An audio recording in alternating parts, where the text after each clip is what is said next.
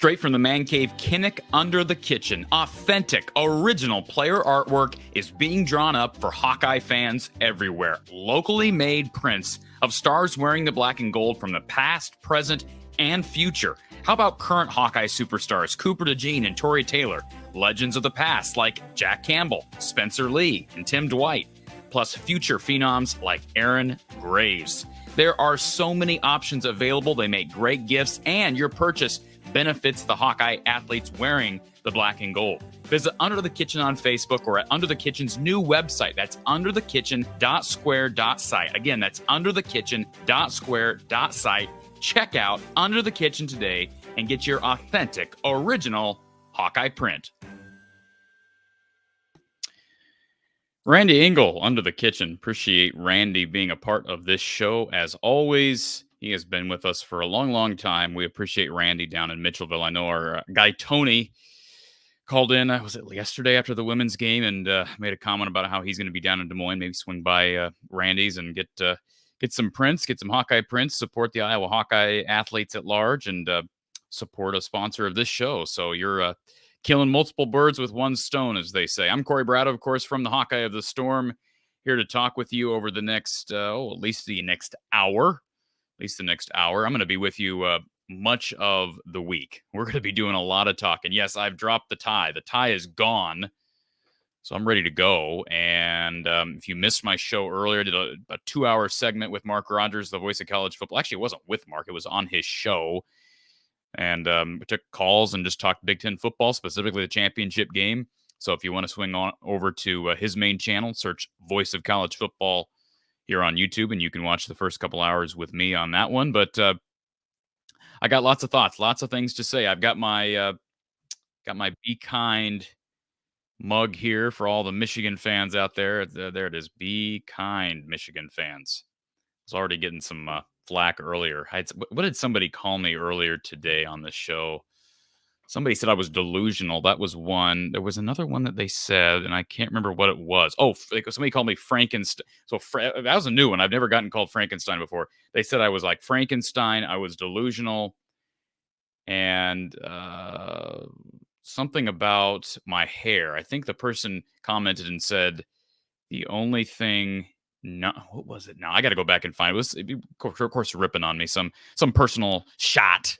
So just love it all. But I'll continue to take sips from my Be Kind mug this evening. We got about 100 people, or about 90 people, I guess, round up yet. Here early on with us here, Hawkeye Hangout. In case you're new to the show, I haven't done one of these Hawkeye Hangouts for a while. Kind of saving these toward the end of the season because I thought, and I predicted this back in August, that we were going to be here talking about a Big Ten championship game. So I'm happy that we did save some of these live shows, really cram them in before the Big Ten title game. It's going to be fun. If you want to call into the show, there's a couple ways to do that. First of all, StreamYard is an easy way to do that. Click on the link in the description below. It's also, I'll throw it up in the live chat. I have not done that yet. I'll do that right now. Throw the link in the live chat for anybody that wants to call in via StreamYard. You can also call in by telephone, 515-635-1601. I will forewarn you that if you call in by the phone line, I'm probably going to put you on hold for a couple of minutes, maybe more than a couple of minutes, and you'll hear what's people have said to me as elevator music. So if you don't like elevator music, then jump on StreamYard. Easy way to do that. But we'll talk about Iowa, Michigan for the next, again, at least hour. I've got a good friend of mine, Kyle Spence, is with us. Kyle, welcome to the show. This is a big week for you as well. You're an Iowa City native, and this is the third time you've been able to see the Hawks in a Big Ten championship game. And it may be the last time for a while because the conference is shifting next year. And so I know a lot of Iowa fans are down on this whole situation with Michigan and of course, losing by 39 2 years ago, and the bloodbath that Iowa received at Ohio State a year ago, and then, of course, earlier this season against Penn State. Not a lot of optimism around Hawkeye Nation, but I just hope people are able to appreciate this week and celebrate this week, because even though it's 10-2 against a West Division that is probably the worst of Power Fives this year, it's still a championship game appearance, and they have a chance to shock a lot of people on Saturday night on national TV. Yeah, absolutely. I think it's certainly in modern sports too. We talk about it in lots of other leagues about lots of teams being championship or bust. I think there's a lack of appreciation for moments like this where, this was a team that has been decimated with injuries. They're not full of 5-star talent. A lot of the stars are homegrown, and the fact that they were able to pick up the pieces from numerous terrible unexpected injuries on offense, and even the recent one with Cooper DeJean going down 2 weeks before the end of the season would have been very easy for the team mentally to let go a little bit and lose one of those 2 games, especially with the division all but wrapped up. And I think what you said is really important. We can't take these moments for granted, because there's no guarantee that programs like Iowa will be able to compete with programs like Michigan, Ohio State, Penn State, Washington, USC in the future. And there's a good chance we'll look back on these these days a few years from now and want them back, despite this team being a team that a lot of people maybe don't want to watch, or being a team that people underestimate or don't believe in. So I know it's a little bit bleak, and I have every reason to believe that they'll go to Indianapolis and they probably will lose, but I don't think that takes away from the accomplishment of this season and the pride that we should have in the character of this team. What's ironic about the Big Ten expansion, and we'll have a whole offseason to talk about expansion, realignment, what the changes mean to the Big Ten Conference. We've gotten kind of a taste of what the TV format's going to be like this season. And that'll, of course, be expanded next year with the SEC being dropped by CBS. But I was going through some scenarios earlier today. Somebody asked me, it was actually a Michigan fan, and he was being honest. He asked me this afternoon on the other show, he said, Corey, what are the scenarios? What is the scenario for Iowa to get into the college football playoff? So before people start ripping me, acknowledge I am not the one who asked the question initially. Somebody else asked me the question, and I want to address it because it's a fair question, okay? You may say I'm living in la la land. It's never going to happen. Let me just go through and let me run through the scenario, Kyle, in which Iowa makes the college football playoff. Is it likely? No. I'm going to make that. Is it possible? Yes, it is possible. Okay. So let me pull up the college football rankings here. And bear in mind here, we're going to show the AP rankings and the coaches rankings. The only reason I'm not sharing the college football playoff rankings, which are the ones that matter, is we don't have the latest polls because those come out tomorrow. But the reason why these are valid is because these are updated this week, and they reflect the updated records of each team. So let me share my screen here, and I can show what I'm talking about with everybody, and we can kind of just run through a quick scenario just so people are aware of why it is possible that if Iowa were to shock the world this weekend, it is possible they could be in the college football playoff conversation come Sunday. All right, hear me out on this. Call me crazy if you want. So Georgia, Michigan, Washington, Florida State. You've got 4 undefeateds right now at basically all playing. If those teams win, it's likely those are your 4 in. Is that fair, Kyle? Like those? Absolutely. That's basically where we're at right now. I know, and it's also highly unusual too. I mean, this having 4 undefeateds, I think, is tough for Iowa because there's not normally 4 undefeateds at this point in the season. Right. Yeah, that's absolutely right, and that's why we need an expanded playoff. I think it's ridiculous that a team like Ohio State has 1 loss against Michigan on the road, and they're likely to miss out on the playoffs. I think that's stupid. Yeah. So it'll be good to be able to get a breath of fresh air, even though I don't think the 12-team playoff is ideal next year. It is better to have an expanded playoff. But here's the scenario, Kyle, and you tell me if I'm going too fast here for people. But so first of all, we start with Georgia. They play Alabama, who, of course, has 1 loss. If you're an Iowa fan, you need Alabama to lose, okay? Georgia's getting in probably no matter what, all right? And the only way Bama gets in is if they win.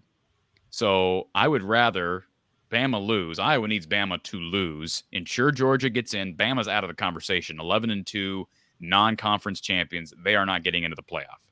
Okay. Oregon plays Washington. Oregon's 11-1. Washington's undefeated. Washington is likely getting in no matter what. The only way that gets complicated is if Oregon beats Washington, then you have a 2-way tie, or then you have you have 2 teams potentially in from the Pac-12. They're not both being left out under that scenario. So, again, kind of like the SEC, you'd prefer Washington just win. You have Washington and Georgia firmly in at both at 13-0, right? Am I doing okay so far, Kyle? Yeah. If Oregon wins, they're going to be in. Absolutely. Texas needs to lose, right? So Texas right now is 11-1. They play Oklahoma State. Oklahoma State's not a contender. If Texas loses, Oklahoma State's not going to the playoff. Texas ain't going to the playoff. The Big 12 will be left out. Texas will be 11-2. They're done. Florida State, then, they are 12-0. Excuse me. Are they in with a loss? I don't know. I don't necessarily think so. Not in that conference. They lose to Louisville. They're 12-1 non-champions. They may not be in. Maybe. So those are the things that need to happen. Bama needs to lose. Oregon needs to lose. Texas needs to lose. Florida State needs to lose. Iowa needs to win, of course.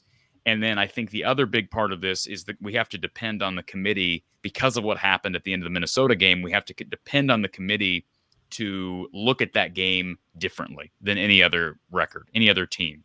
They have to be able to acknowledge, by the way, if you're on the phone line, hang tight. I got you on hold.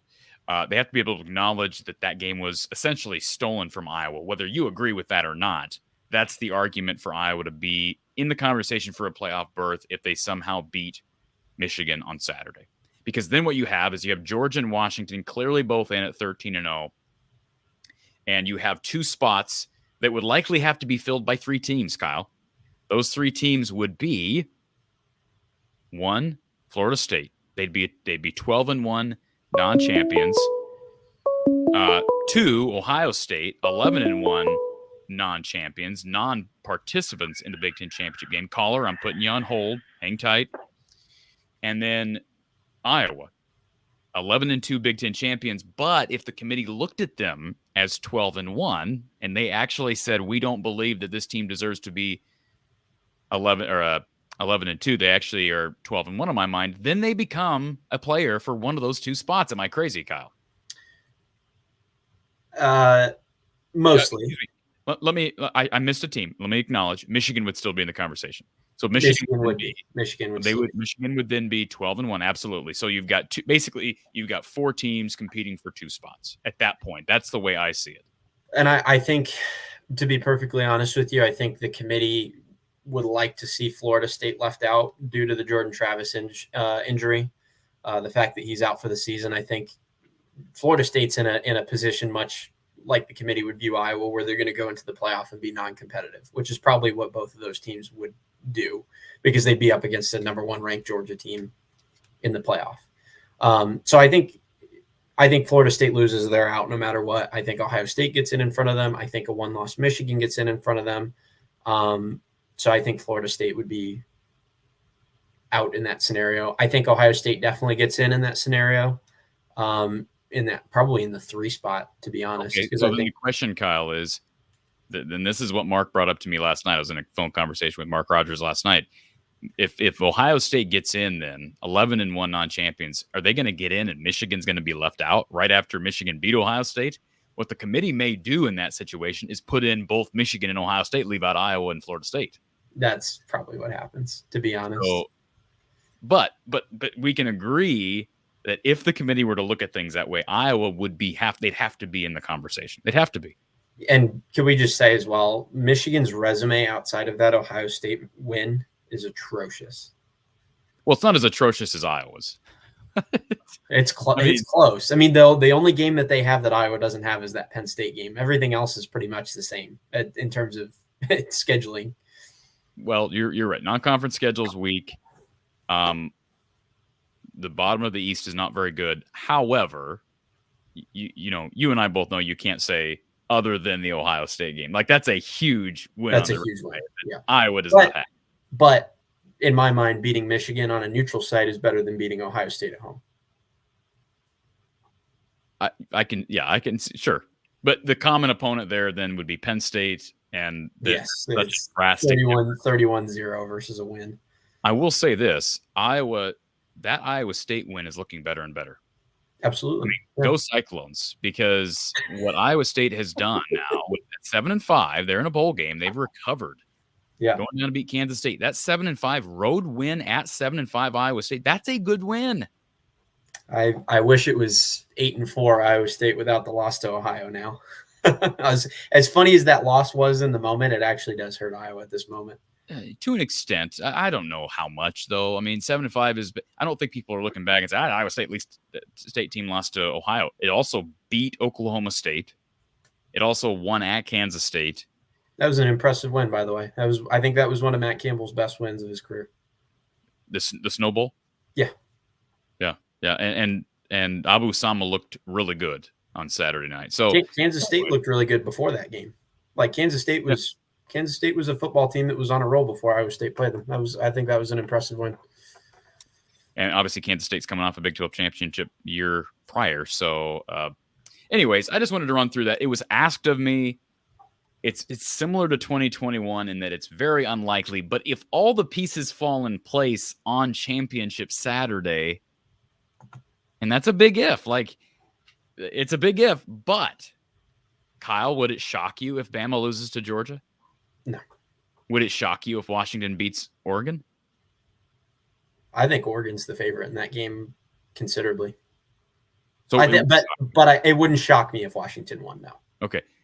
I think obviously Texas, Florida State, those are both going to be favorites. But I think Florida State losing to Louisville would be a little bit of a shocker, but not impossible. And Oklahoma State's been so bipolar. I don't know what to think about them this year. They have they have one of the oddest resumes I've ever seen. they could lose to Texas by 35, or they could win by 7. Yeah. Well, they lost to South Alabama by like 30. Yeah, exactly. You awesome. Have no idea what you could get a Oklahoma State team that's losing to MAC teams or whatever, and you could get a Oklahoma State team that's a very good football team. You have no idea. And the rest of those teams, as you can see, from 9 through towards Iowa, pretty much besides Louisville, are all sitting at home. Yeah, and again, Louisville's not in the playoff. At 11-2, the difference between a 10-2 Iowa team and a 10-2 Louisville team is that Minnesota game. If the committee looks at it differently, that's I want to make sure that's emphasis on that. And it does hurt Iowa that there are so many teams with 0 and 1 loss this year. Yeah. There's no question about it. So, teams that aren't playing, if you got 2 losses and you're not playing on Championship Saturday, you're done. You're out. No chance. All right. Let's go to our phone line. I just wanted to run through that. We can take this conversation in a different direction if people want to. Thank you for calling Hawkeye Hangout here from the Hawkeye of the Storm. Who's on the line? T Hawkeye. Who is it? T Hawkeye. C Hawkeye? Yeah, Southeast Iowa. Hey, man. How are you? Yeah, Corey. I can't find no steaks in my freezer. That's the bad part. Wait a minute. Is this Tom? Yep, this is Tom. No Tom, steaks I recognize in my freezer. Tom, how did I recognize your voice, Tom? Real quick question. If you don't know, I can't get my StreamYard mic and camera to work. Do you have any idea? What are you logging in on? Settings on StreamYard. Are you on your phone? Well, I'm on my phone right now calling you. Well, I know, but when it tells me I have a browser problem. But when I go to my phone, it's the same thing. So you're on your computer trying to get on StreamYard? Well, or my phone, it gives me the same problem. Well, if you go on your computer, what I would do is it's probably because for some reason your browser reset and you have not given your browser permission to access your camera and mic. But why would that matter on my phone? Although, I don't want to take up your time, but well, I would guess it still should work on the phone. Well, I saw you a couple minutes ago. You jumped on the queue. Yeah, it does. Did you see me? I think so. Yeah. Okay. Yeah, try it again if you want, Tom, because I think you were on there. Well, you can just. But anyway, I just want to call tonight and gloat. Okay. I don't want to talk about the 4 Hawkeyes. Okay. We gloat away. clinched the Big Ten a week before Michigan did, so you gotta like it. We're just premier power. Yep. Gotta like it. They're dogs. Enjoy the season. Yep.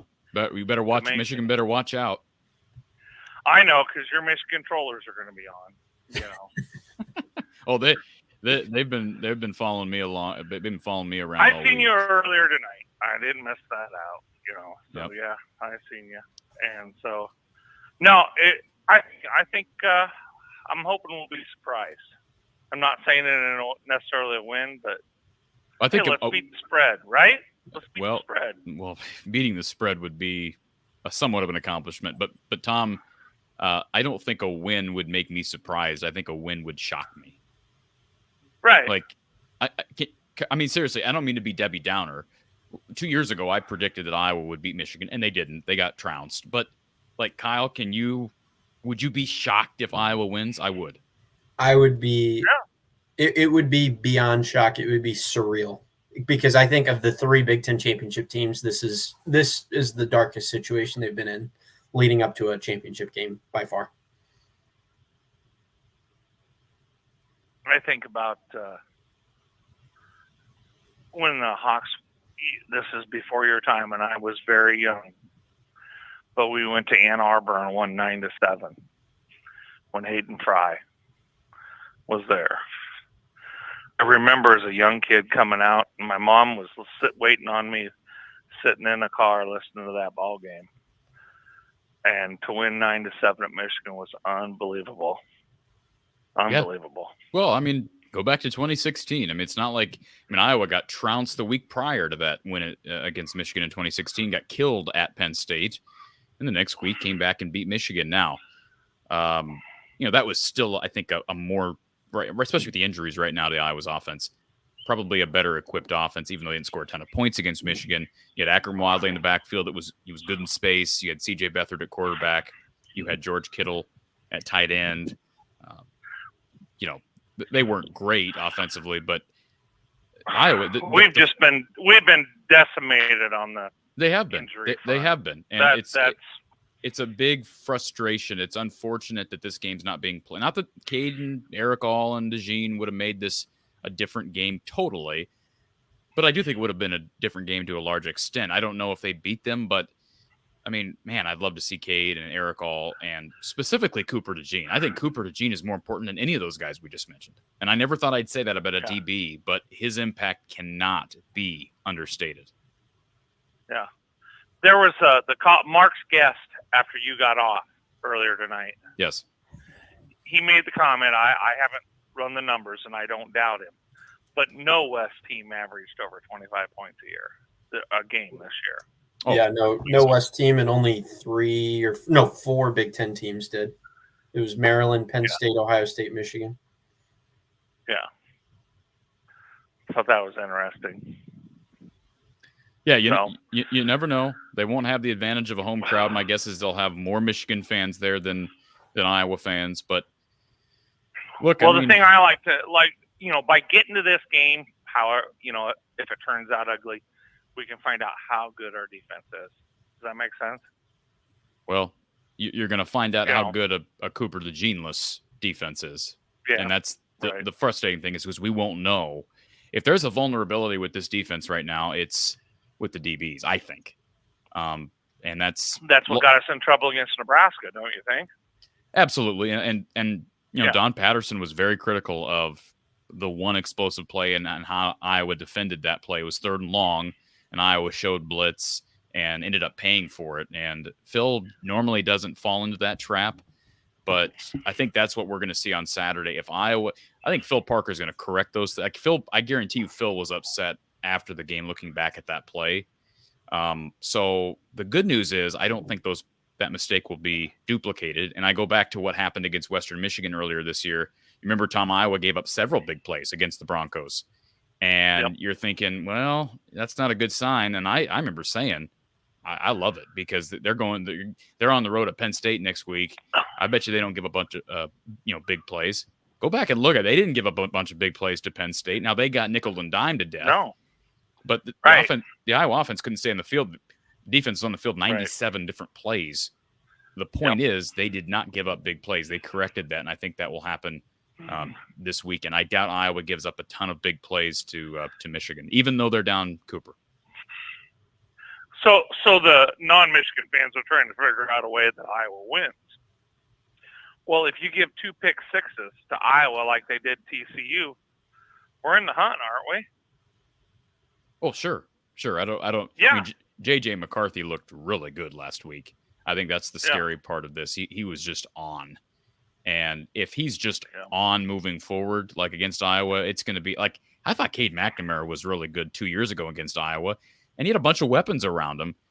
J.J. McCarthy is a better weapon. I think that's fair to say at this point.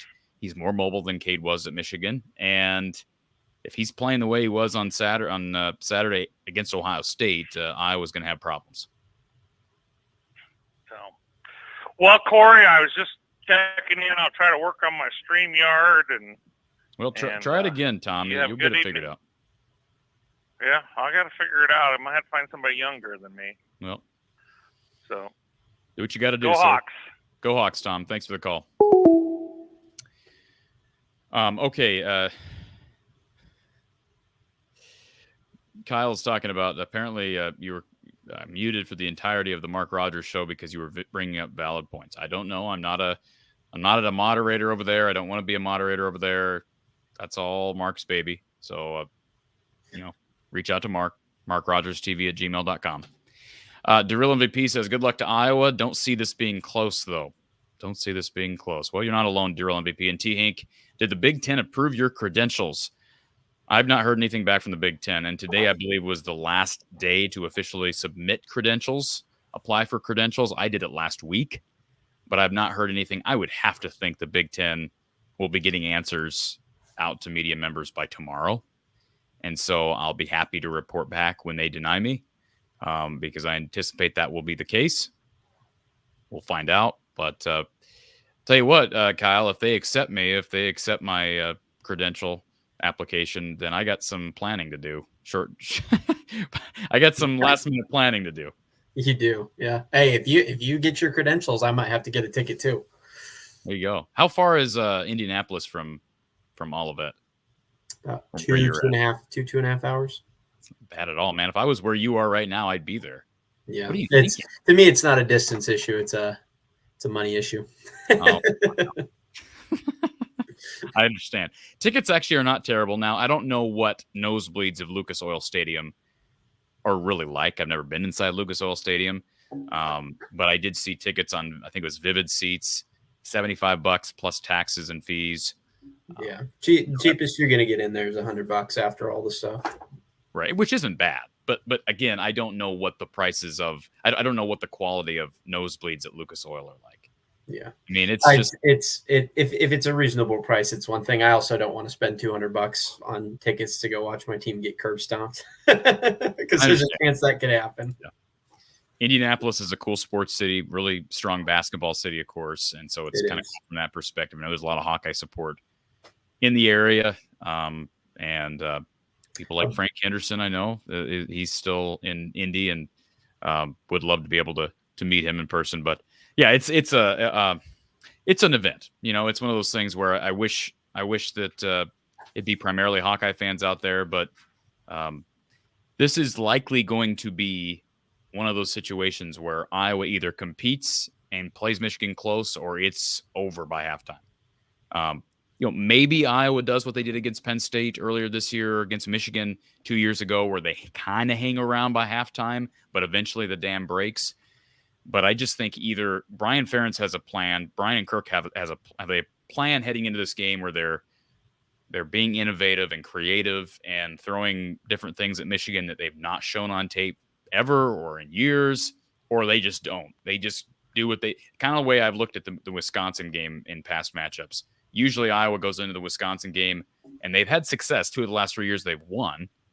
But what do they typically do against Wisconsin year after year, Kyle, when they go up there offensively? Do they pull out something when they go to Wisconsin usually?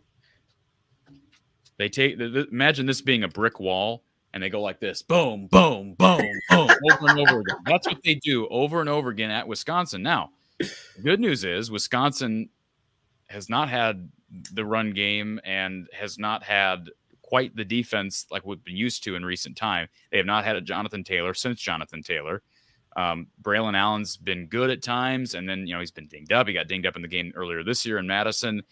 So Iowa's been able to steal a couple from them, but there are just certain games where you're not going to be able to go up there and play our brand of football and win games. And I don't know that you can go out to Indy in indoor stadium and play our brand of football against that talent level and win. Now, is it important to control the field? Absolutely. Field position is going to be huge.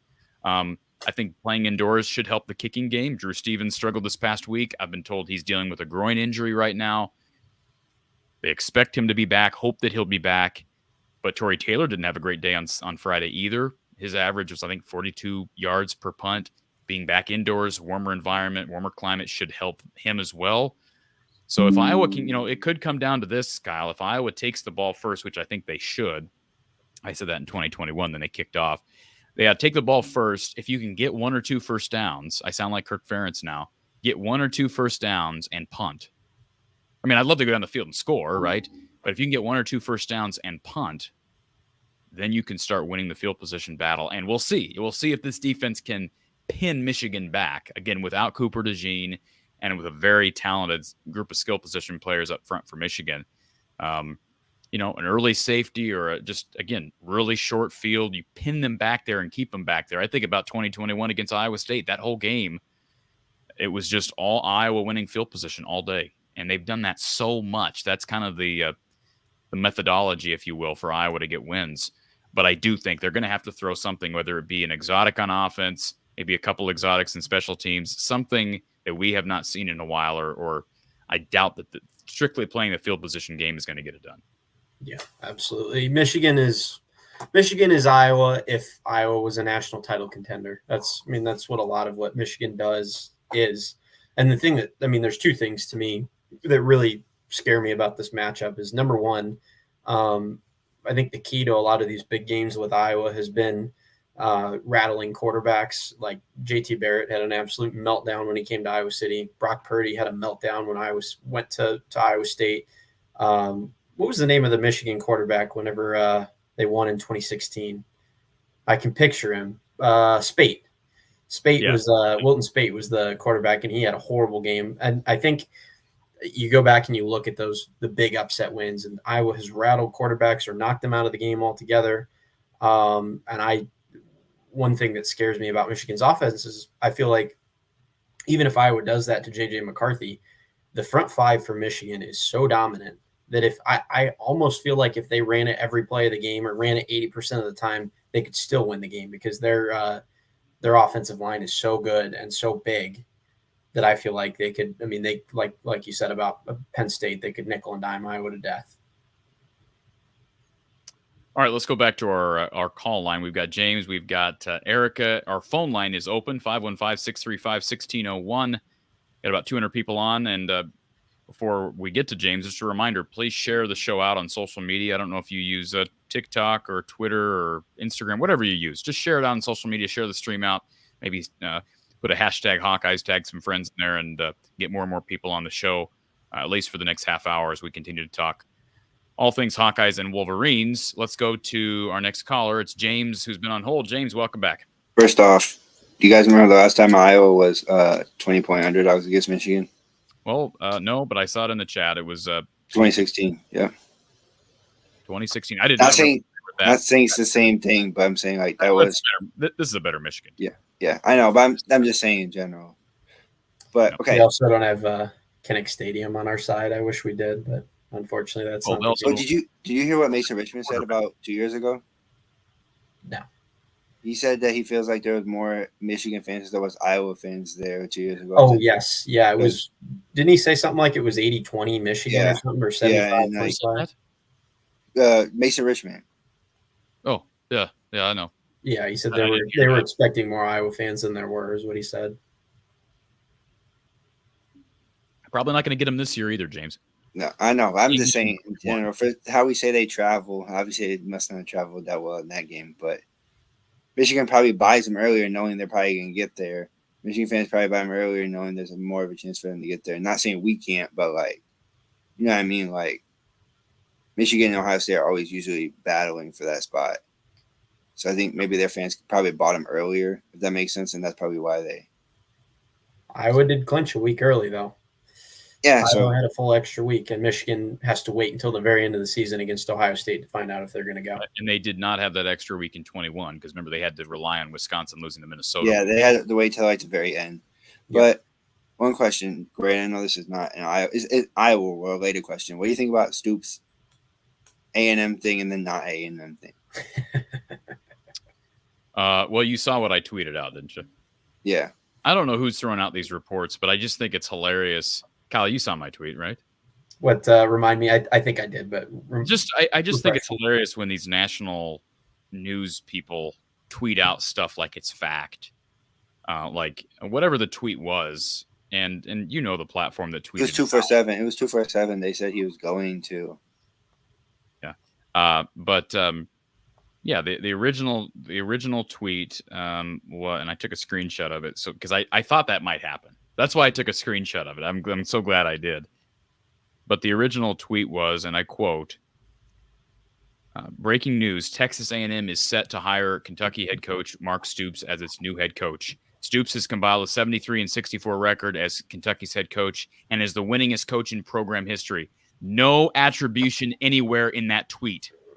This is supposed to be a credible sports website, national college football website, with not a single source or even attribution to a source, an anonymous source, nothing. And then what happens? Well, a few hours later, it gets debunked, and you go back to look at the post. Cannot retrieve post at this time. Please try again later. Well, actually, I don't know if this is just rumors. Obviously, rumors are rumors. But I know there was a lot of Texas A&M fans that were mad about hearing the potential for the hiring. And people are thinking that that's the reason they kind of were like, yeah, no, maybe not. But I don't think they would do that. But, I know a lot of fans were mad and didn't want him to hire him anyways. I heard it was he didn't want to – he was going to leave. He didn't know if he wanted to leave Kentucky at the time. He just told them he took the interview and then was like, they told him they were interested, but he said he didn't know if he wanted to leave at the time. And then he told them no. But again, my whole point in this is reporting. Yeah. Stop just throwing crap out there and hoping it sticks. But these reporters and media people, they can just get away with it. They can just throw out stuff all the time, hope that it sticks, and eventually it does. And then everybody's retweeting. It's just bad journalism is all it is. If 247 announces something like that, normally do they attach a source to it, or is that typical? I'm not sure. I just seen it on tweet. Frankly, I think that's a very typical tweet. Yeah, unfortunately, because if you see something on ESPN, it doesn't say per ESPN. It says per Woj or someone. The reporter that's on the ground that's reporting. It's not per the organization. It's per Adrian Wojnarowski. It's not like I'm tied to all these insiders, but when I do have a source or something, I never don't attribute something to a source, even if I just attribute it to per a source. Like you're just setting yourself up to look bad. But when you can just delete a tweet, you don't have to publish a retraction, or you can just delete a tweet. That's the era we're in. Yeah, it's unfortunate. I feel like it's gonna be an interesting game for sure, and obviously, to me, I just want not to be as embarrassing as it was last time, if that makes sense. Like, if we don't win, I just don't want it to be embarrassed. Like last time in 2020, I felt embarrassed, if that makes sense. Like, I just don't want to feel like that. I want to feel like we at least fought. If we fight and lose, then we fight and lose. We gave our best all. I just don't want to feel like we just got ran out the building. And it's like, why even be there at that point? Yeah, I understand completely. One more Big Ten question I had. What do you think about Indiana firing Tom Allen? I know you might have said it on Mark Rogers' thing, but I didn't tune in until late on that. I mean, I don't know why it wouldn't have happened. I think it was probably overdue, and he's certainly not a coach that Iowa should have on its horizon. I mean, I'm not saying that. I was just saying I didn't know what you thought, because it's a Big Ten school, so somebody who. Yeah, I mean, unfortunately, I think Tom Allen's probably a really nice guy, really good guy, but he's had more than his chance to fix that thing, and they haven't been good since 2020. So, I mean, 3 full years of the team not being good and not being bowl eligible will do it. And you could have argued in this day and age that he maybe should have been fired a year ago. Yeah, to be honest, I kind of thought after last year there was a chance, but then they kept him, and then I didn't know why. And then, a lot with the quarterback transfer portal and all that stuff sometimes too. It's like you have to see, maybe you can get a guy and it clicks, so maybe that might have been their thinking too as Indiana. It's like, okay, maybe he can get a guy and it clicks, and then it might be a little different. But they also were in the tougher half with like Ohio State, Michigan. So like Penn State. They have 3 games a year that are almost automatic losses. Yeah, so that's never that's not an advantage for them. Hey, James. Yeah. We want to segue real quick to just a quick aside on the search for an offensive coordinator. What? Well, first of all, we talked to Tom Kakert, right? And he said on this very show, I think it was on this show, that, and I didn't know this until Tom brought it up, but apparently Iowa has made contact with Andy Ludwig, so he's on the radar at Utah. How about this name? Who got fired in the NFL today? Anybody catch that? Frank Reich. Mm-hmm. Do we know anything about Frank Reich? Do you know anything about Frank Reich, James? I just know he coached for the Eagles. I don't know about former quarterback, played at Maryland. All right. Got a lot of experience as an offensive coordinator. He was OC back in San Diego. He's been, like you said, Philly, won a Super Bowl there in Philly as an OC. Was not a very good head coach at Carolina. He's only there 1 year. And I don't know. I mean, I don't know any connections directly to Iowa. But again, a guy, just anybody right now who's fresh on the market, who understands the passing game, understands quarterback play. Well, does Ludwig have connections with Iowa at all? Does who? Andy Ludwig. I think there's a connection, and I was actually talking. Who was I talking with last night? It might have been Mark. I don't know what the connection is. I'd have to look further into that. Because, like, right, tell us. I feel like that's where Kirk's gonna go. That's how Kirk's always been kind of his career in a way. It's like people he has connections with or people he gets along with. So like I feel like obviously maybe not for us that makes the most sense, but for him that's gonna make the most sense because that's what he's always done in his career. If that makes sense. So, like, but I do think real quick. I do think James. Everybody wants a young gun. Frank Wright is 61 years old. Yeah. So he's not a threat to anybody as far as replacing. I mean, I don't think anybody at this point with Brian gone, nobody's going to be a threat to Kirk. But like, I don't know if Frank Reich. I don't believe he's got experience as a coach. He has not coached in college football, so that would not be a head coach. No, know how to recruit. Again, I brought up the idea of whoever you bring in. Could you bring in somebody who is kind of like a passing game coordinator / QB's coach and elevate a guy like Liddell Betts? Is Liddell ready to coordinate the run game? I think he's done a pretty good job with the running backs, but could you operate under? My only question is, how many teams that do that? Because I know there is some teams in the country that do passing game, running game coordinators. But how many teams do that are actually successful? North Dakota State does it. They've done it. Yeah, but I mean, like, I just don't know how what the success rate would be. I have no idea of that too, and especially with, like, I know some people say Kirk overseas. He's not. Let me just say this: Kirk is not in that headset calling plays from time. No, I get that too, but like, I feel you don't feel like he'd be like, okay, I want to run here, or okay, I want to pass here. You don't feel like Kirk would be like that? In some situations, absolutely. Yeah. Like in big situations, critical downs, I'm sure Kirk is to some extent dictating, and that's pretty normal. But on a play-to-play basis, I think I agree with you on that. I've had this conversation with Don Patterson before. The challenge when you start talking about, okay, we're going to have a run game coordinator, we're going to have a passing game coordinator.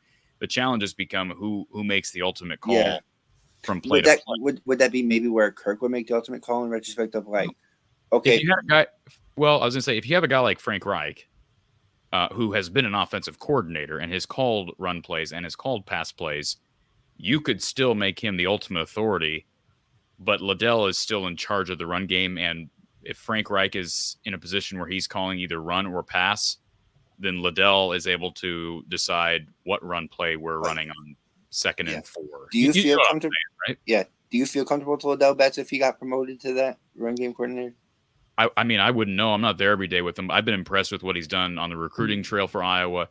He obviously he played in the NFL, was a really good running back here. Doesn't always mean he's going to be a good coach, but I've been impressed with what he's done, what people have said about him. I just don't know whether he's ready to take that step, but I wouldn't be shocked. I mean, I don't think you look at him, he's been running backs coach here since like 2018, 19? Yeah, for a while. Yeah, 1918 sounds about right. I mean, he's been in that position long enough to where would it shock any of us if he got elevated to running backs coach? Like, it'd be like, okay, that's the next step for him. Coordinate the run game.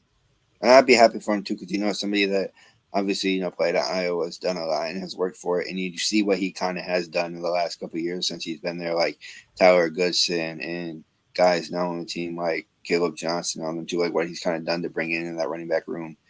He's done a lot to bring a lot of good names in that running back room in the past, whatever. He's been 6-7 years, and I think something like that, once you start doing it consistently, where you're bringing in consistent running backs like that. And I mean, I know Tyler's having his chance in the NFL again with the Colts. So for that, it's kind of cool to see that too, where it's like you're producing NFL talent. You know that they can develop the way you need them to as well at that position. So just real quick, just to recap, a couple names we've talked about in the past. Former Penn State offensive coordinator, Moorhead. What's the guy's first name? Joe Moorhead. Thank you. Joe Moorhead would, he's a guy that's been brought up, a guy who's got some NFL experience. Obviously, he's coached offenses. I don't know much about Frank Reich. I know he's on the market, and he's probably looking for a job somewhere because he's not going to retire at 61, I don't think. So wouldn't you at least throw that in there? I think you have to at least maybe just always contact him and be like, hey, are you interested? And he might say he wants to stay in the NFL, which I think would probably be what he probably would say. I mean, if Iowa contacts him, you have to at least try. Yeah. Yeah. He's just like Ryan Grubb. Like, who cares? Call him. You have to at least try. You can't not try and then be like, oh, well, let's just say Bud Meyer gets it right. And then you didn't even try with him and he would have wanted it. Well, that would be a real shame. You know what I mean? Like, that's what I'm saying. Like, it'd be a real shame. Like, if you just give it to Bud Meyer and you don't even like, I'm not saying Bud Meyer's going to get it, but I'm like saying if you did, and then like you could have had somebody else who would have wanted the job if you offered it to him and you didn't even talk to him at all. That would make, I think, us as fans mad. Well, do we need to remind you what happened in 2021? Yeah, we know. What happened in 2021, James? They were going to get to do from North Dakota State, and they just gave didn't they hire Bud Meyer instead? Or well, they didn't hire Bud Meyer. They put him as like the guy who came. Ryan Ferentz is the QB coach. Yeah. You're a year behind. But he wanted to be the OC, didn't he? Though, or did he just want to be the QB coach? No, he wanted to be passing game coordinator. Yeah, after 2020. No, I'm sorry. Let me get this straight. After 2021, when you lost the Big Ten title game, that was the last game that Ken O'Keefe coached as QB's coach. They were looking for a quarterback coach. And I'm just going to recap this for everybody. Randy Hedberg at North Dakota State verbally contacted Iowa. Okay. And he was told without an interview, without any reciprocated interest, Brian is going to be elevated to quarterback's coach.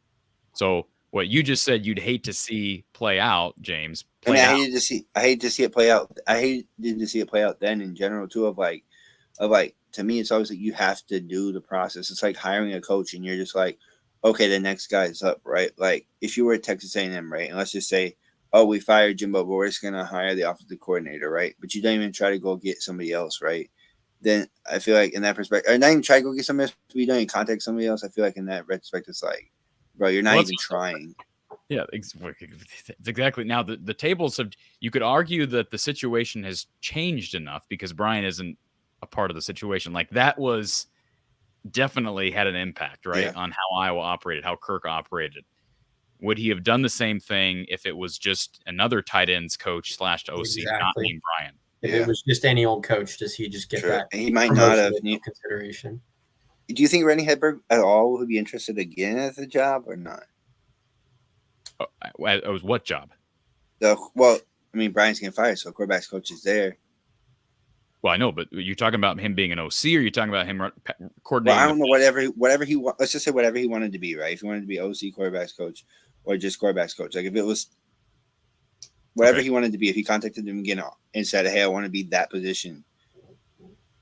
Well, keep in mind, I know you know this, James, but I just want to clarify for everybody. After 2021 was over, Brian Ferentz was still the OC. So Randy Hedberg was interested in the quarterback coaching job. Yeah, it would have been quarterback coach. So if he calls him and says, I want to be quarterback coach, what would be your thoughts on that? Well, but they need an OC. They can only have so many people on staff. So somebody has to coordinate the offense.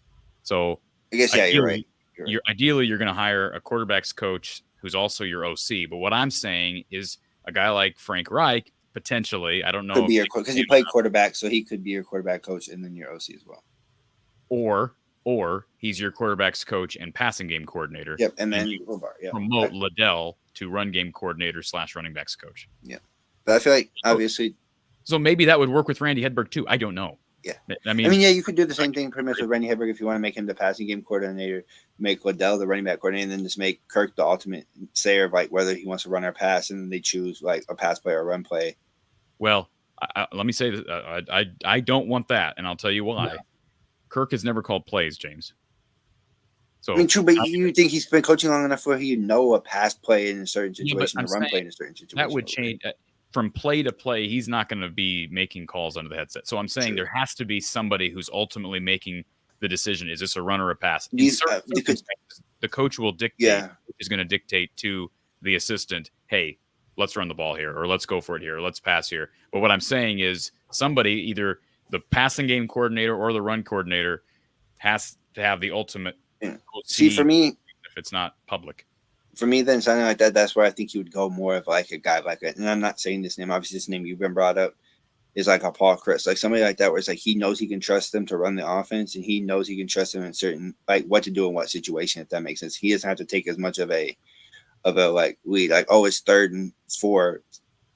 Paul Chris knows what to do in this situation. You know what I mean? Like that, where it's like it's not as much stress on him either because he doesn't have to worry about it as much. He knows Paul knows those situations and what to do in those Two situations. things. You don't want Kirk Ferentz calling tons of plays from the sideline, right?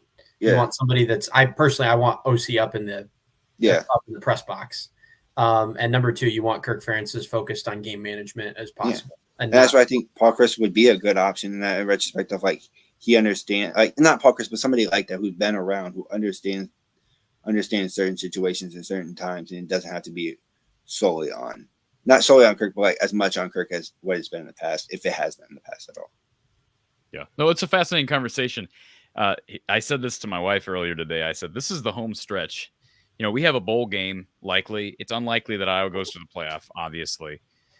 They're going to a bowl game no matter what. So this may be the last. This will not be the last game of the season, but this is the last game of this stretch of games. Well, it'll be a last game for like a month or so. So, right. I mean, this as far as like what I'm doing here, and like there's going to be nonstop coverage, but as far as like post-game shows and pre-game stuff, like this is it for a while. So this is the home stretch. After this, like a lot of teams are already seeing it this week because most teams are not involved in championship week prep, and the portal window just opened today.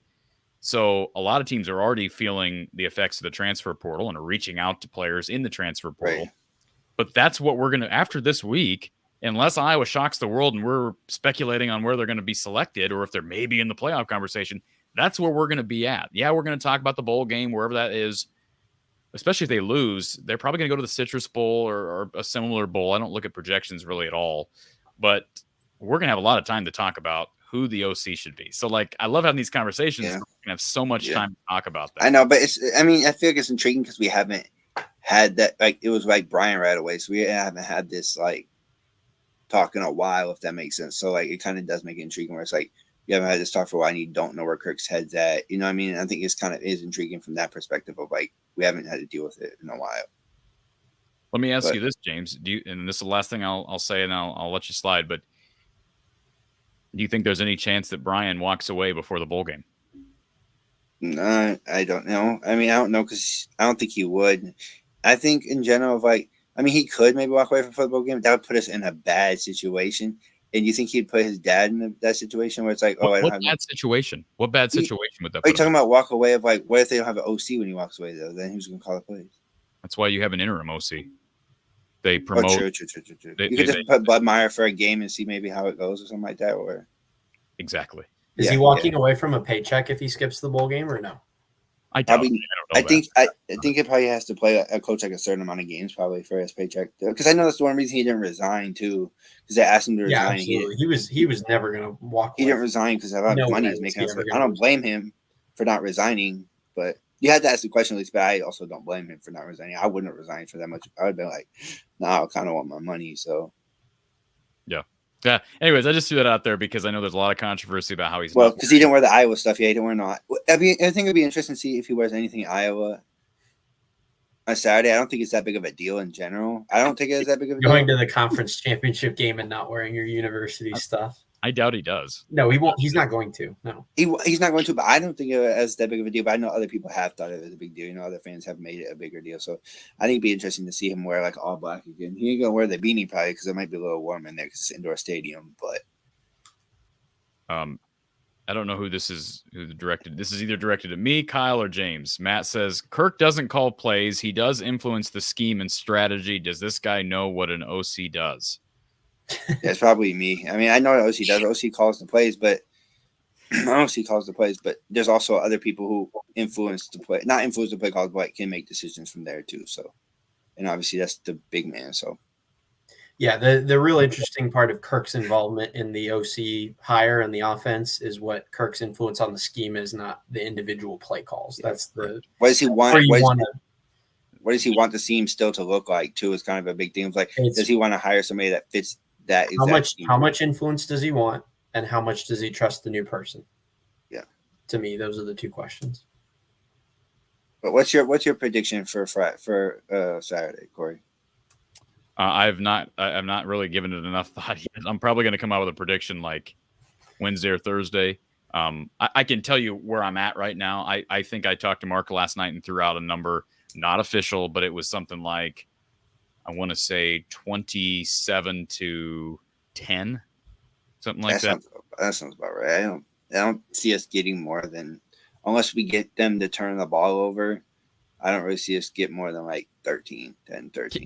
Just one more thing. I see Kyle here in the chat, a different Kyle. He says, I think we should have a package for the backup QB this week, 2 or 3 possession with the read option. He gives us a running threat. We don't have it with Deacon. Is he watched? Wouldn't that be great? Like, that's what I mean. That's stuff like I know that Kyle may just be a armchair quarterback like any of us, but like, that's what I'm talking about when I say throw something that Michigan does not expect at you. And believe me, if they trot out Marco freaking Linez, I mean, you realize that, well, first of all, after I soil myself in change, I'm going to be yelling at the top of my lungs in admiration for what Brian Ferentz has done, because that would be, I mean, Michigan's not expecting that. Talk about building up tendency and then breaking tendency. Building up tendency is never, ever, ever, ever going for a pass play on 2nd and 1. That's building up tendency. So when you break tendency and take a shot down the field, you're catching the defense off guard. QQQ, be a great time to run a pass play, a play action, hard fake shot down the field on a waist down. Or QQQ, great time to possibly, if Marco Linez is even close to being ready, bring him in.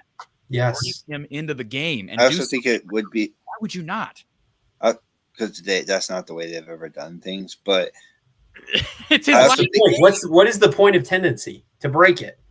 Kirk's a tendency guy, though. I mean, I know he likes to keep tendency, and he never breaks it. Keeping tendency is I agree with you. I agree with you. We not shouldn't change tendency, but I say Kirk is a tendency guy. He ain't gonna do that because he hasn't done it his whole career. He is. So. Well, the only thing I'll rest my hopes on for that to change this weekend is that it's Brian's last chance to shine. That's what I'll say. It's Brian's last chance to go out with a flash in the pan. If they lose to Michigan, they're going to play, give me an SEC team that's Missouri. They're going to play an SEC team down in Orlando that's probably ransacked by early draft entries like Kentucky was 2 years ago, and very few people are going to care about the game. Regardless of what Iowa does, it's not going to be important to a lot of people. This is the last chance on a national stage for Brian as an OC at Iowa to make his mark. And I would have to think he's going to do something different. They threw a halfback pass in the last game. I mean, people don't remember it because it didn't complete, but they threw a halfback pass. But they have to do more than that. Like, there has to be more than one wrinkle. When I say throw the kitchen sink, that means do everything you possibly can. That means probably for Kirk Ferentz, 5 or 6 wrinkles would be throwing the kitchen sink. Like 3, but it'll give him a chance, James. It'll give him a chance in the game for sure. But it'll be interesting to see. I know what you can tell their callers didn't mean to take up all their time. You're good, James. It'll be fun to see. Obviously, it's good to get there. Like I said, we'll be the last ever West Division champions for now, at least, and that's something you can always hold your head on. If like nobody can ever really take that from us. If like we won the last ever West Division, it's going to only get tougher from here. So hopefully, we can figure out with the toughness of like adding Oregon, Washington, and USC, UCLA, it's going to only get tougher to get back to the Big Ten championship game. So it would be cool to pull one off just for that respect, but I don't think so. But you never know. It's football. That's why you play the game. Thank you for the call, James. Appreciate it, sir. Yep. Doc P says he's not leaving his players. Talking about Brian, he's not leaving his players after all this. But the reason I asked the question is William brings up a good point. With all the coaching shuffles we're seeing right now, he would probably still see it out, even if he got accepted a new job somewhere. I don't think that's his style or Kirk's style, but I'm just saying you never know. And bowl games have lost so much luster that they used to have. So I just thought I'd throw it out there. Please hit the like button, folks. If you're new here, please hit the like button. Be sure to subscribe. We're going to take a quick break. We'll be back with more. Myself and Kyle and you, the caller. We've got Erica and we've got the B on hold. Our phone line is open, 515-635-1601. Talking Iowa football, Big Ten championship game this weekend. We'll be back after this.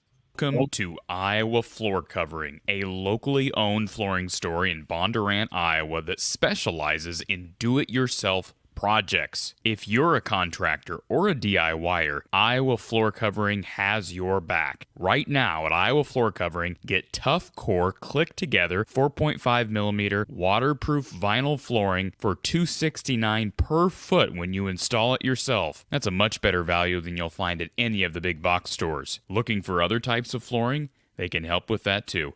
Between their exceptional product knowledge and commitment to customer service, the guys at Iowa Floor Covering will provide everything you need to complete your DIY flooring project. So what are you waiting for? Skip the box stores now and visit iowafloorcovering.com/DIY. That's iowafloorcovering.com/DIY. Promotional pricing only available with self-installation.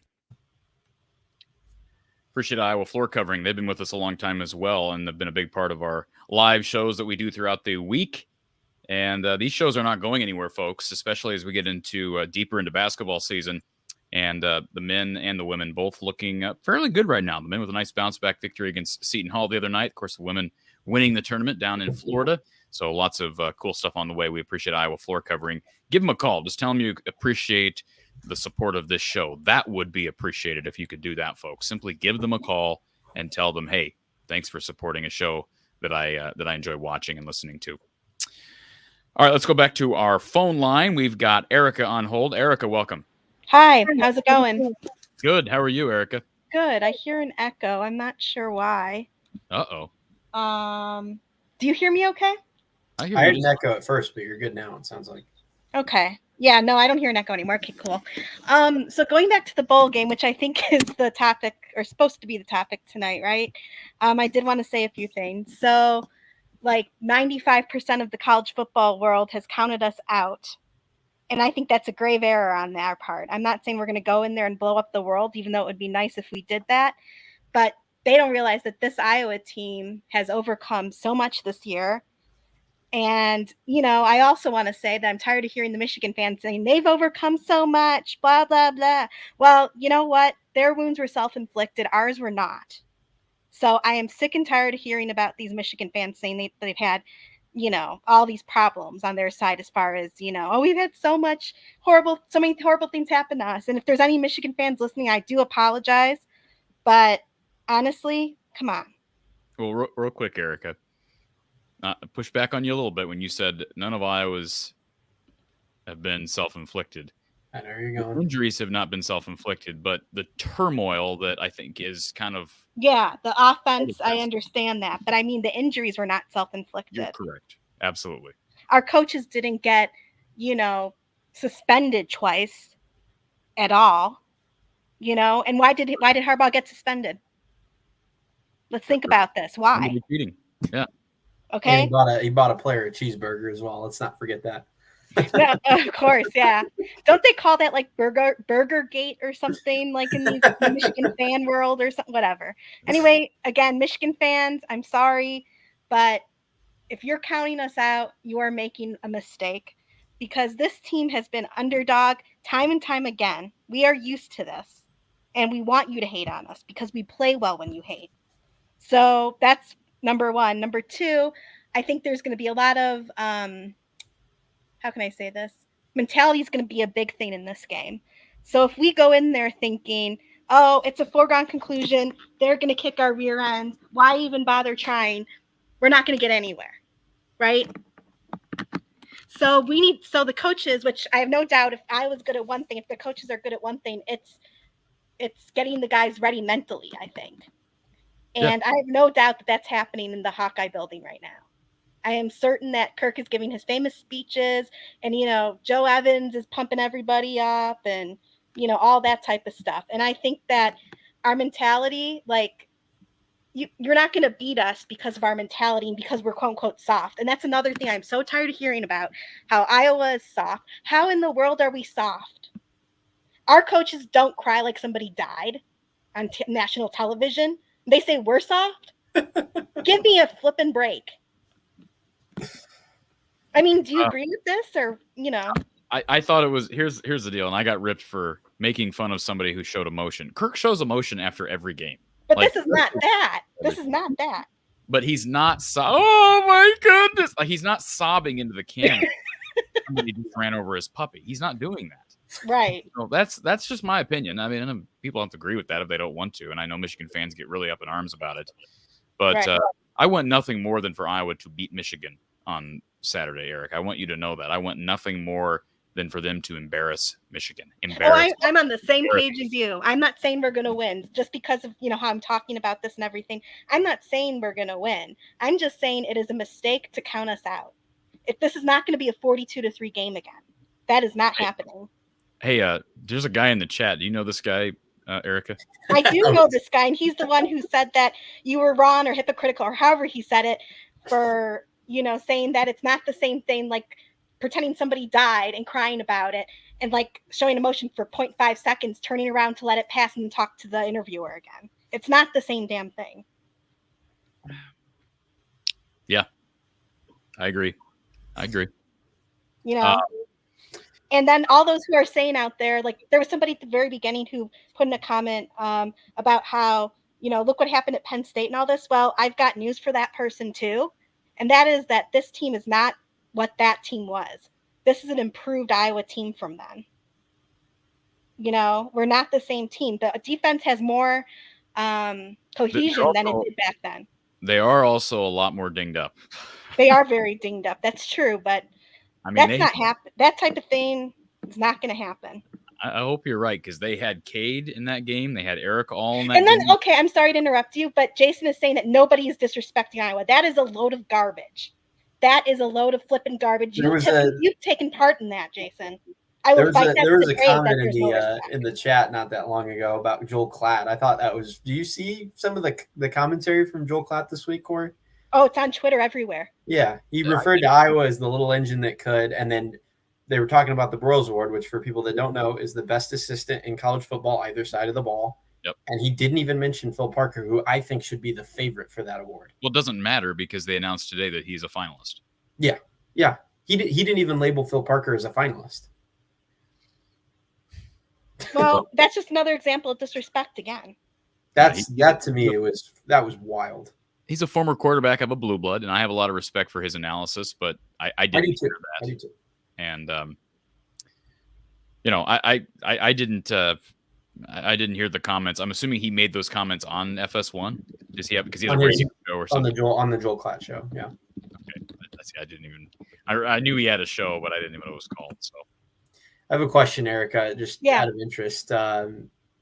So there is a scenario here where we get into the off season because there's these investigations on Michigan are going to take a long time. Obviously, there is a scenario where Michigan is found guilty of some of these things and they have to vacate games from the last 3 years. Right. Mm-hmm. What would your reaction be if Michigan thumps Iowa on Saturday and then we find out in 3 months that Michigan has to vacate all their games from this season and last season, and Iowa gets awarded the Big Ten championship? Gosh, you know what? I don't know what to say to that because I think the NCAA is going to do nothing, as they always do. And if they do, it'll be very slow because that's what the NCAA does. It'll be slow and it'll be minimal. It'll be a slap on the wrist with a fine or something like that. They're not going to vacate games. Yeah. But if it were to happen on the 0.00005% chance that they do vacate the victories that Michigan had this year, I mean, I would say they had it coming because if they're going to cheat, they should be punished. It's not that complicated. I don't know why everyone's making this so complicated. If there was wrongdoing, they should be punished for their crimes. Like the people on our team who gambled, they did their time. They didn't complain. They did way more than their time. Yeah, well, Noah Shannon's done way more. But you get my point. Noah Shannon would have played against Penn State week 4 if he had a DUI at the start of the season. Right. No, they've more than done their time, and they didn't complain about it. They took it.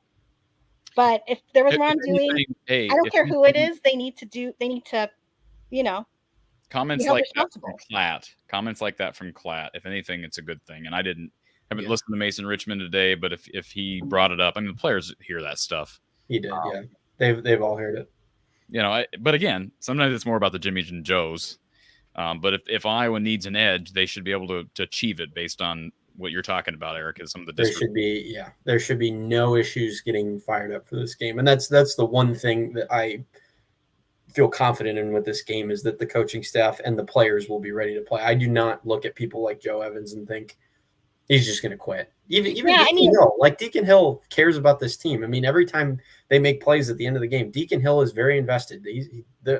Those types of people are not going to just go and bow down at the altar of Michigan and Jim Harbaugh, like take your Big Ten championship. Like that's not who these people are. I right. They're not going to just bow down and take it. And like some of these Michigan fans earlier in Mark's chat, and Corey, I know you were hosting, so you may not have seen some of these comments. Some of them were acting like we might as well not even go to Indy and just not play. And it's like, you know nothing about Iowa football if you think that's what's going to happen. They are hungrier than I've ever seen them. They are extremely hungry. ESPN FPI says they have a 7% chance to win. That's worth what playing. They always hate us too. So I don't really care what the media says. I'll be really honest. That's how I think about things, football or outside of football. I don't care what the media says. But even if you agreed that Iowa had a 3% chance to win, you would still go and play the game. Yeah, of course. I mean, I was not just going to sit there and lay down. Real quick, Harbaugh's khakis in the chat. Please don't be disrespectful to our caller.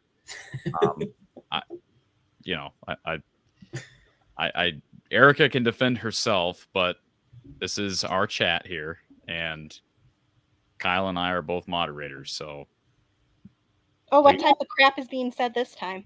Oh, it's we'll stick with the comment about Deacon Hill being better than any quarterback on Michigan at competitive eating. That's the one we'll roll with. Okay, competitive eating, but it was the comment before that from honestly, I know you're referencing all these comments about Deacon being overweight. I think people need to chill out with that. Really, they do. He is overweight. I'm not saying he's not. I'm not saying he's not overweight. I'm acknowledging he has a problem. Even Kirk I think it was Kirk who said that they're going to work on it during the off season and stuff like that. So they acknowledge it, but people just keep saying it. And it's like, we heard you the first 15,000 times you said it. Okay.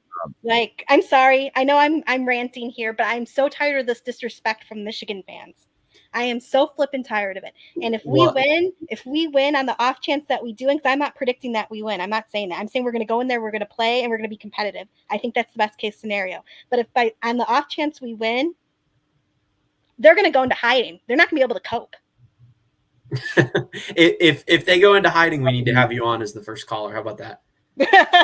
I'm always willing to be the first to call. I'm also willing to be a mod too. I've said that before. So Corey, if you want me to, I'm more than willing to do it. Okay. And I am nicer as a mod than I am when I talk to you. You've seen me in Mark's chat. I will. I'll defer to Corey since it's his show. But if Iowa does pull it off, I think the best thing for us to do, Corey, is to have her on at the start of the show and just do 15 minutes of. Well, first of all, as a test, Erica, how would you handle the comment from Harbaugh's khakis that we were referring to? Which one? Can you show it to me? I don't know exactly what was said. Okay. Well, first of all, Lemansky, appreciate the super chat, Lemansky, where he says, here's wishing Hawks are +3 in turnovers in Indy. That would help the cause, Lemansky. If they're +3 in turnovers, they got a shot. They got a good shot if they're +3. It's going to be hard to accomplish that. Here's the comment from Harbaugh's khakis. Was Erica drunk? No, she's not, but thanks for asking. I don't even drink. I thought it was I thought it was disrespectful. I kind of giggled for a second because I know that you're not drunk, obviously, Erica. Right. So. Well, these people, this Harbaugh's khakis, whoever this might be, like, that's a cute name, but you don't know me at all. So if you're gonna judge, that's a you problem. That's not my problem. Do you see what the picture is? The profile. I can't see it. What is it? What is it? They're khakis. Are they literally? they're khakis. So I think this person was drunk when they created their username and put their photo in there. That's just my opinion. Drunk on the Michigan Kool-Aid. Okay, I'm sorry. Oh, and they say Iowa's soft. Wow. And then, that offended by that response. My God. Thank you for the apology. Anyway. And I also I have to comment this too. I love how all of a sudden all these Michigan fans are in our chat, in our house, and they're saying they don't disrespect Iowa. And honestly, I am sorry, but that is just not true. You absolutely, a lot of you do disrespect Iowa. I'm not going to say all of you because there's some people who do respect Iowa, but there are quite a few who don't. and some of them are in this very chat right now. So don't be pretending that, it is strange that there's so many Michigan Do fans. Iowa fans do this? We don't go to their chats. We have other things to do besides I might have to go just to start checking, just to see if we're like calling in there for attendance. First of all, I think a lot of these fans, Mark's Big Ten show ended at 9:00. So I think a lot of these people just jumped over here, right? Yeah. Anyways, anything else, Erica? We appreciate you being on here. No, I've said my piece for tonight, and yeah, that's about it. Thank you for having me as always. And as I said, if you need mods ever, like, after the game, whenever, I'm perfectly willing to do it. And I promise I'm not as hostile when I'm a mod. I'm actually pretty open. So shoot me an email, Erica. Okay. Thanks a lot. Have a good evening. Have a good evening, Erica. Appreciate it. All right. We've got, let's see. Scrolling through, making sure we didn't miss. We got the super chat from Lemansky, the first one, and there was a second one. How about this? Chris Childers of Full Ride of XM Sirius stated he intends to vote Phil for the Broyles Award, the only D coordinator on the ballot with 5 names. Yeah, I thought that was interesting. Appreciate the super chat, Lemansky. And BH says, I definitely go to Nebraska's channels and do my thing, but not Michigan. I respect Michigan fans as of now. Kirk says, thank you for the super chat, Kirk. I think there will be any Iowa players who will forego playing in either the Big Ten championship game or the following bowl game. The bowl game, they will. The bowl game, yes. Not the Big Ten championship game. Yeah, I don't think, not anybody that's actually going to play. There may be some people that don't travel. I thought it was interesting that there were some Iowa State players that didn't travel down to Kansas State. One being Eli Sanders, backup running back. And he was playing. He was playing throughout the year, but then Abu Sama goes off for like 300 rushing yards, and you're like, okay, now I understand why Eli didn't bother to travel down there. But I don't know who that would be, who would forego the Big Ten championship game. Joe Evans is not foregoing anything. I'm trying to think other experienced guys. If Jay Higgins comes back, like he could still come back. That's the other thing. We don't know what Jay's going to do. So my guess is unless maybe he declares early, but my guess is he will not. If anything, he leaves after the Big Ten championship game. Nick Jackson, don't know. Maybe he leaves and doesn't play in the bowl game. But if he was to not, or if anybody was to not play on Saturday, when would you expect that news to start breaking? This Saturday? Yeah, if any of them were to take a pass out of a game like the bowl game or the Big Ten championship game, how far in advance would you expect that? My guess is we don't hear anything until game day when the availability report comes out. Okay. But like I said, I don't think that's the case for the championship game. I can see, we've had guys like Kayvon Merriweather, Tyler Goodson, a couple of guys that come to mind. Maybe Sebastian Castro. He decides, hey, my draft stock is high enough. I don't want to take a risk in a bowl game. He could do that. I don't know. But a good question. Appreciate the super chat, Kirk. And Lemansky with the super chat. Thank you, Lemansky. Please, non-Hawkeyes use complete sentences unless you have no high school diploma. Thank you, Lemansky. Appreciate the super chat. And I read every super chat as best I can, as long as it's clean. So thank you for that super chat, Lemansky, and your donation to the show. As always, it is much appreciated. As Erica says, Lemansky coming in with the dollars as usual. Thank you, Erica and Lemansky. Dennis says that Marvin McNutt said today that Iowa does do special plays in games like this. Well, Dennis, go back to 2021. Yeah, they ran a little bit of an exotic, if you will, with the halfback pass. But I would, frankly, trust a former OC and Don Patterson to be able to react to a game plan after he sees it than a former Kirk Ferentz player who's going to be supportive and be behind his coach. That's what I would say. That's just like when I hear Tristan Wirfs or George Kittle or whoever. Tristan Wirfs went on this thing about Brian Ferentz and how he loves that man. And Tristan Wirfs is making tens of millions of dollars in the NFL and went to Iowa. What reason does he have at this point to say anything bad about the coaches that helped him get there? Nothing. I mean, frankly, I would rather hear from somebody from the Hayden Fry era or someone who transferred out, commenting, maybe transferred on good terms, but commenting on a situation. So that's just my opinion. LFG, fair question. If Rutgers could play Michigan even for the whole first quarter, why can't Iowa? Only worry, in my opinion, is the Iowa run D. Well, Iowa's run defense has been pretty darn good. And I don't think there's anybody questioning whether Iowa can play Michigan solid for a quarter, even a half. They did that a couple of years ago. The problem is, again, how much can that defense sustain if the offense isn't contributing? Matt says that they beat Minnesota, the committee would pick Ohio State over Iowa.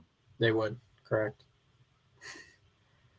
But the problem is, again, if you pick Ohio State over Iowa, does that mean you're picking Ohio State over Michigan? Then are you forced to take two Big Ten teams? So I don't know. That would be Ohio State has what's Ohio State's resume outside of Penn State and Michigan? Who else have they played? Obviously Rutgers, beat Maryland, beat Notre Dame. That's obviously the big one in the non-conference. Yeah. I think out of conference, they beat Wisconsin at Madison. And then, of course, everybody else in the East, Maryland. I mean, the Notre Dame win is the big one, right? And that's the big difference between Ohio State and Michigan. Coyle, go ahead. Oh, well, I was just going to say the loss to Iowa for Michigan versus a loss at the Big House on the last drive of the game that's a big enough difference to where I would say the head-to-head's not necessarily. I mean, if that game's played on a neutral site or in the Horseshoe, are we sure Ohio State doesn't win? Well, they didn't win last year in the Horseshoe, but no, you're exactly right. Coyle, stipulate, what do you think the fan split will be this time around? It'll probably be 75% Michigan. Hopefully Iowa can eclipse the 25% mark, but I wouldn't count on that necessarily. Let's go back to our call-in line. We've got the B, and then we've got Nick on the line. We'll start with the B, who was in here first. The B, welcome. Hey, guys. How you doing, sir? Good. Just a question on the Andy Ludwig. Where did you hear that rumor, Corey? I'm curious. What rumor? Was he brought up as a possible OC candidate? I was told Andy Ludwig was contacted by Iowa. Wow. Okay. That was Tom Kakert and Hawkeye Report that said that on a recent show. I think it was post-game coverage for Nebraska game potentially, but that was according to Tom Kakert. That would be huge, and he does have that connection, that Midwest connection. He that is when Wisconsin was at their peak. They were averaging 400 yards a game when that guy, for those 2 years, he was offensive coordinator. So yeah, that would be gigantic if they could get him. Kind of a shocker. I didn't even hear that before until listening to the show tonight. Yeah. Secondly, who was the previous girl on? What was her name that you guys? Erica. Tell Erica. I am one of those guys that goes to the other call-in shows with other teams, and I'll tell you why. Because I've kind of got an all-new perspective here, and I think, Corey, you can remember at the beginning of the season, we talked about the record, and I said they're going to get to 10-2, then they're going to get to the championship game and get slaughtered, but I'll worry about that when it happens. But what's really interesting is what I've noticed in the past few weeks of these games that we have won. I've gone to a lot of these call-in shows, not to call in, but to listen. And it's shocking how many fans call in from other teams and have so much respect for Iowa's defense, and how the person that is running the show, whether it be a call-in, an actual ESPN legit call-in show local, or just a local radio station, or a podcaster, specifically will talk about, well, we were forced to play Iowa's way, but Iowa out-Iowa'd us again, so we lost. Would you be okay with having a team like this now, with getting the UCLA, the Washington, the Oregon, these wide open offenses? If you can't keep up with it, try to build a defense like Iowa where you limit, force them into a mistake. Would you be okay winning, 13-10, 17-10, that sort of game? And I was shocked how many people actually would. And so I've kind of changed my whole paradigm on, it was painful. I think in the middle of the season, I told you it's painful watching Iowa. It's hard to watch them win, but when you get an outside perspective of other people and how they view the program from the outside in, there's very few people that I came across, even listening to, again, just lurking, that disrespected, that called Iowa soft or any disrespect. There was this huge appreciation for what we built. But again, on this side, yeah, it is painful to watch on the offensive end. So I don't know. It's just given me a whole new perspective on how I view this team going forward. With that being said, though, I was going to ask you. Blair Sanderson had reported that a couple hours ago that Iowa has been in contact with Tufts University wide receiver Jaden Richardson. So I was just curious, if we don't have an offensive coordinator at this point, as Brian is on the way out, who's in charge of reaching out to guys like that, and why would that be a fit for our offense? Like, where is that decision made? Isn't that something that the offensive coordinator would have more of a discussion or a decision in making? But the first time I'm hearing this, and I haven't had conversation with Tom since Saturday, you're saying that Blair Sanderson reported who'd they contact? It's Tufts, Tufts, Tufts University wide receiver Jaden Richardson. And so I'm just kind of curious, if we have a lame duck coordinator right now, who's the one reaching out to these potentials? And that's okay if they are. I'm just kind of curious at what role is our offensive coordinator going to play, our new one, unless we already have the coordinator and he's in-house and he's the one reaching out. So, keep in mind that recruiting is not always position based. So yes, ideally you would like to have an OC / your wide receivers coach be able to help recruit a kid like this. But I mean, I'm just looking at the profile of this kid. He's from San Mateo, California. And I don't even know, where is Tufts University? I have no idea. Medford, Massachusetts.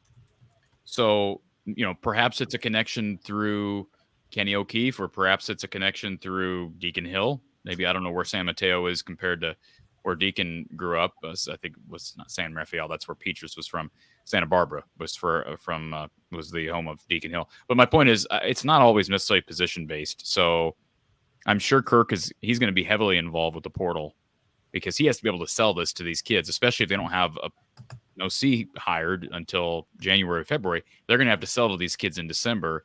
Hey, this is who we're looking for in a wide receiver and a coordinator or a quarterback's coach, whatever the case may be. And so, you're playing for me, you're playing for this culture and the system. But I don't know necessarily that hurts them directly with any specific position, because, coaches go all over the place. They have regions in general, especially in high school. They have regions in general where they're recruiting, and, it might be LeVar Woods that recruits this kid out east, depending on who's recruiting where. And I don't know who has the East Coast. There's one specific coach, like Jay Neiman is the defensive recruiting coordinator. So, who knows? It could be Liddell Betts. I have no idea. Right. Okay. Well, anyway, yeah. So what to expect from this weekend? Hey, I think you're going to get a bunch of kids that are going to play hard. I think that's all we can ask for, and that's what I'm stoked to see. I'm really proud of these guys. I'm glad that they made me a winner in Vegas. I said 10-2 at the beginning of the year. I cashed out good. So thank you for that. That was awesome for me. But just in general, seeing these guys, this is a different unit, obviously, than 2 years ago. There is something special about these kids. You can tell they just don't quit. And that right there is a sign of, that they've already won in my book on that end. But it was Jake Butt said at the beginning of the year, the former Michigan tight end who was the Fox pregame or whatever he was doing at that time, Big Ten. This was his two picks. It was going to be Iowa versus Michigan. And he said it's kind of serendipity because this was before Cade and Eric were hurt. But he said it's meant to be this way. This is why it was meant to be this way. So that's the only part that I feel really sad about is Cade and Eric. This was supposed to be a full circle event here. And but I'm just so glad that they participated in helping us get to this point, because this is going to be a lot of fun to watch. But go Hawks. And thanks for the phone call, guys. Thank you, sir. Appreciate the call. Thank you. And BH with a super chat. Do you still think Brian could take some notes from his own play calling in 2017 during that Ohio State game? Absolutely. Should go back and look at games against USC, against Ohio State. What did we do well? Can we emulate some of that on Saturday? I was rewatching the game yesterday. Stanley was playing above average. Play calling was not typical of him. Correct. And they did mix in like the polecat play as a play we remember. That's an example of a huge wrinkle, and it worked, and they scored a touchdown off of it. I mean, not directly off of it, but you get what I'm saying. So they haven't ran those types of plays since like 2019. They just kind of stopped with those innovative special teams plays. And I don't know why, because they were working. Thank you for the super chat, BH and MW. That's it. The best we can hope for is that our Hawkeyes will play their hardest. Chad wants to know, as Cooper said, if he's coming back next year. No, nothing official from Cooper. But I've said several times on good authority that decision has not yet been made. So do not be shocked if he does come back. But again, I don't think anything's 100% at this point. Lucas says, does Kirk retire if Iowa shocks the world Saturday night? Probably not, but I've been talking about Kirk potentially retiring in general, even if they just won the West, and they have done that now. So wouldn't count it out, but I doubt that happens, Lucas, based on just some of the rhetoric from Kirk recently. Casey says, any news on Caleb Brown? Nothing from me. What it sounds like is they expect for him to give it a go, but we're just going to wait and see. My guess is on Saturday we'll probably have a pretty good idea on the availability report. Well, it's not with his, because he was concussion, correct? That's the word out there. That's the word. Okay, because if it is a concussion, it's not really a matter of giving it a go, right? It's more he can or he can't play, correct? Right. And so if he passes concussion protocol, then he'll play. If not, then he won't. So as I say, I think we'll know with the availability report, because he'll have either passed it or he will not have. Morgan, how does Cade's knowledge of JJ play into how we were able to defend? Seemed like a guy in the quarterback room would have some valuable information. Well, sure. And I know Kirk made a comment today about how he's really not trying to read too far. I think it was yesterday. Didn't want to read too far into what Cade had to say, rely on the film, but there's no question Cade's going to be trying to help Deacon. He's going to probably be giving some pointers to the defense. I mean, I don't know that Phil Parker needs a ton of pointers. I think he's probably one of the best in the business as far as scouting an opponent. But certainly his knowledge of everything at Michigan and Eric All's knowledge of what's going on at Michigan should be able to help them. And, Caleb Brown has some knowledge of that rivalry, right? Just played him last year as Iowa did. But, there's an interesting – unfortunately, two of those three guys are not playing, and the two Michigan guys are not playing, so that's unfortunate. Chris says Kirk has definitely – Kirk has definitely overridden play calls. That is fact. Okay, so where's your source, Chris? You can say it's fact all you want. And sure, every coach overrides a play call here or there. But you can't just say something's fact without substance or evidence to back it up. So if you want to try to convince me that Kirk's making play calls from play to play, you show me the evidence of that, as opposed to just someone stating an opinion. I don't know that there is evidence of that. I doubt there is, because I don't think it's happening. We read this comment already from Lansky. Again, appreciate that. And Erica wants to know any waist downs this Saturday. Boy, they better mix in some waist downs. This is the time to break tendency. Why would you not break tendency at this point? Casey says, I brought this up on Mark's show. We already read this. Will Iowa walk away, or will Kirk walk away? Rick, has Marco played one snap this year? No, he has not. And he can play the whole game on Saturday and still have a redshirt year, take his redshirt year. So no reason not to play him. Kyle, thanks for becoming the newest member to our YouTube channel. Appreciate you joining. If you're interested in joining, you can click the little join button next to the channel name here on YouTube. You might have to do it if you're on your iPhone. You might have to do it through your browser or go on a different device, but pretty easy to do that through the app. Thank you, Kyle. Let's go back to our call-in line. We've got Nick on hold. Nick, welcome to the show. How's it going, guys? Doing good. How are you, sir? Good. I was going to drop a super chat, but I had too many notes here, so I'm going to try to keep it brief. But a few things to hit. Actually, the last few comments are pretty relevant. I was going to say, if we've got a shot in this game, it's got to go a lot like the 2017 Ohio State game. They've got to come out flat. Emotional hangover from last week, and we're going to have to probably open up the playbook the way we did in that game. And I hope that Brian's not gun shy from 2021 when he tried to do that a little bit and it didn't work. Didn't execute great. The halfback pass seemed like after that, if I remember right, after that, I don't think he really went back to anything crazy, did he? So that was the end of the creativity. That's the only argument I would make on that, Nick. I don't want to be dependent on one big play early. Exactly. Right? And if that play doesn't happen, well, we tried. We gave it our best shot. I guess we'll mail it. Yeah, back to being Iowa. Back to beating against a brick wall. I mean, they need to have multiple wrinkles. And the Ohio State game, I think you're probably right because Ohio State was coming off that win against Penn State the week prior. But let's not forget first play of the game, pick 6 for Monty Hooker. Is that a direct result of Ohio State being hungover? Or is it just a bad decision by JT Barrett? Because after that play occurred, then it snowballs, right? And then Josh Jackson gets another pick, and then he gets another pick. And, then Stanley's got guys hanging all over him, and Wadley's making guys miss, and James Butler's making guys miss. So, yeah, I go back. What you said is fair. Hopefully you get him on a bit of a hangover. That didn't happen 2 years ago. But if you can somehow create a big play early and get on top early, even if it's a play on defense, like in 2017, it started off with a pick 6, that can change a game. Yeah, I mean, whatever they put in the power raid that day that had every one of our players playing their best game they've ever played. I mean, Josh Jackson, unbelievable interceptions. Stanley with wasn't that Bosa hanging off his leg and delivering that touchdown pass to Hawkinson, I think? Bullet to the back of the end zone. I mean, one of the greatest things I've ever seen watching the Hawkeyes.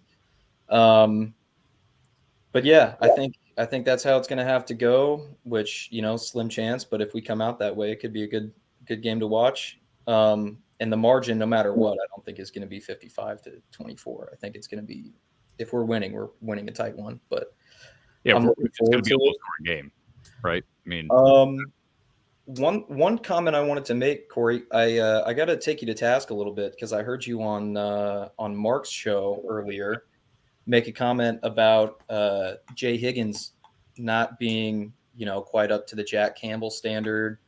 I think Jay Higgins gets ignored a bit too often for my taste by the media, who's really kind of, obsessed with Cooper DeJean, and rightfully so. Cooper DeJean's an absolute beast. I'm not saying that he's not the most purely talented on our team, Cooper, but Jay Higgins is about as dominant. If there's a gap between Jack Campbell and Jay Higgins at that position, it's minuscule. I think Jack Campbell got more press, maybe because he was, 6'5" and fun to cover. And I feel like he was in the backfield more often, but I've gone to all the home games this year, and I have not seen many linebackers as dominant as Jay back there.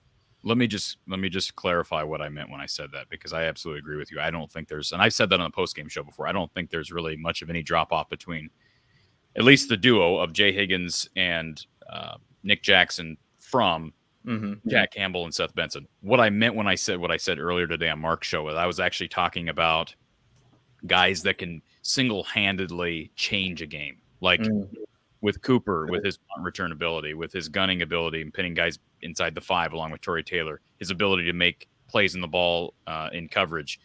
And the one thing Jack did that we've not yet seen out of Jay is, make those big game-changing type of plays like he's got a Cooper DeJean. Now, he's not – obviously, Jack was never, a weapon as a gunner or a punt returner. But I'm talking, I think about the play, the big return, was it against Wisconsin or Illinois? I think it was called out on the sideline. They whistled Minnesota. it. Minnesota. By Tim O'Day. I think it was 2020. It was last year. Yeah, last year on the road. 2020, though, against Wisconsin, the pick in the end zone after Iowa's offense failed. Yeah. We just saw we fumbled between fumble recoveries and we punched out the ball on the Iowa State goal line in 2021, which caused a Justin Jacobs scoop and score. You have that. Or no, wrong way around. But Justin Jacobs punched it out. Jack Campbell was in the right position. Jack Campbell's money. He's money on the spot. Jumps in for. That's all I'm saying, Nick. From purely a linebacker's perspective, absolutely, I don't see much of a difference at all, frankly, in what we're seeing out of those two linebackers. But I'm just saying that at some point, sometimes Iowa has depended on a guy like Campbell or DeJean who can make one or two big plays, like a turnover or a big play on special teams, to change a game. And that's maybe one thing. Have we seen that from Jay yet? I don't know that we have. The best play from Jay that I can remember this year is Northwestern on the 3rd down on the goal line stand. I mean, every one of those plays, but he's dominant at the line of scrimmage. I've never seen him overpowered. I mean, I always see him overpowering everybody he goes up against. So, but no, totally valid point about the game-changing plays and stuff. And I'm just teasing you a little bit, but yeah, I hope he wins the Buckus Award. I think is he a finalist? No, he's not. No, I don't believe so. He absolutely robbed. Yeah, that's BS. And there was somebody as a Butkus finalist. I can't remember from what school that had like half the number of tackles that he has. Wow. And I was just going to say real quick, Jack Campbell ended his Iowa career, and Jay Higgins has only played really this year, played a little bit last year, but Jack Campbell ended his career with 5 interceptions Wow. a touchdown, 3 fumble recoveries, and 3 forced fumbles. So that's kind of what I'm talking about. Jay Higgins so far this year, let me find his stats here. Well, you looked that up too, Corey. I think that's what this defense is missing in general, too. Talking about breaking tendencies, there's 2 tendencies that are very, very strong for each defense. Iowa has not forced a ton of turnovers this year. I know they did force a few against Nebraska, but we can chalk that up to Nebraska being Nebraska. Michigan's secondary has forced a ton of turnovers. Michigan is 3rd in college football in interceptions. They have 16 picks this year, and Deacon Hill puts the ball in trouble. That tendency has got to switch in this game. Because if Iowa loses the turnover battle by 1, I would say the game's over. That's why you don't take this is where I go back to my little interaction I had with Brian preseason, which I thought, ended up kind of being prophetic as it relates to this season. Because when Brian made the comment that, sometimes the best times to take a shot are on, 1st and 10 or on 3rd and 10, precisely the reason why you take shots on 2nd and 1, 2nd and 2, and catching the defense off guard. Yeah, there's times when you can complete deep balls on 3rd and 10, 3rd and 11. But what did we see Saturday? It's 3rd and or what I'm trying to think of the down and distance. I think it was 3rd and long, right, on that drive. And Deacon throws the ball into coverage, and he throws the ball into double coverage actually, and Nebraska picks it off, and that could have very easily cost Iowa the game. That's why Iowa needs to take shots on waste downs, because I don't understand why the viewpoint seems to be we're risk adverse, so we're going to run the ball on 2nd and 1. It's less risky to throw the ball deep on 2nd and 1 than it is to throw the ball on 3rd and 10. That's why you don't want 1st and 10 at midfield. You want 2nd and 1 at midfield. And the other thing too is Deacon is putting the ball in jeopardy. Like, we see this game in and game out. So in my mind, if you're going to put the ball in jeopardy, why not put the ball in jeopardy down the field as opposed to 10 yards from the line of scrimmage? Like, he puts the ball in jeopardy plenty, 10 yards from the line of scrimmage. Why not take that? And if you're going to put it in jeopardy on something that you stand to gain a lot of yardage from. Right, and it's a lot better to throw a pick that leaves them back closer to their end zone. Yeah, it could be essentially a punt if he throws it 30 yards down the field. I mean, that's, you get what I'm saying? You're muted, Corey. Yeah, I was gonna say that. Let's recall though that all comes back to how these quarterbacks are coached, taught, developed, and Yes. some of the same issues that you're describing there, I think fall back to some of the same issues we saw with Spencer Petras. And I reflect on 2021 at Wisconsin, and good friend Tyler Knudsen, who is partial owner of Iowa Floor Covering, one of our sponsors. He talks about he was at that game up in Madison when it was 4th. Iowa's down like 10 points or 15 points, whatever it was, and it's 4th down at like the plus 40. And what does Petras do when under pressure? He throws the ball out of bounds on 4th down. Like, what do you... Like, at some point, just take a shot down the field. Just throw it up down the field, the goal line, right? Well, I will say one thing why I'm hopeful about the turnover battle in this game. Like you mentioned, Michigan's forced a ton of turnovers. Iowa has not forced hardly any turnovers this year. But we know that forcing turnovers is in the team's DNA. And I hope that Michigan is overlooking that possibility based on this year's film. And maybe they'll put the ball in more dangerous situations because they're not as aware of our ability to create turnovers. And on the flip side, I hope that all of our coaches are hammering on Deacon specifically, but on the whole team, we can't turn the ball over. And I'm sure they are, but I'm hoping and expecting that they're hammering that we can't be turning the ball over if we want to have any chance in this game. And hopefully Michigan gets a little cocky, and nothing would make me happier than to see JJ McCarthy picked off and taking one to the house on. And I like JJ. I think he's a good dude, but that guy's been riding high all season. I'd love to see the Hawkeyes finally take one back on him. I think what you said is fair about it is in Iowa's DNA and how Iowa is coached. And, the one thing about the situation now without Cooper DeJean, like, he was the primary turnover guy, right? So he was the threat. You think about the interception against Michigan State. Yeah. I'm trying to think. He had the interception. Even last year, the pick 6 against Rutgers and Kentucky and Wisconsin. Yeah, but my point in bringing that up, yeah, he's out, but Iowa does have guys on this team that have proven that they can create turnovers. By the way, I looked it up. Maybe I'm selling Jay Higgins a little bit short on the turnover thing. I have to go back to see which games this was in, I guess. Let's see. He had an interception against – where is the interception? I don't see it here. But he's got one interception this year. Mm-hmm. He does have 2 fumble recoveries and a forced fumble. So maybe I was selling him a little bit short on that note.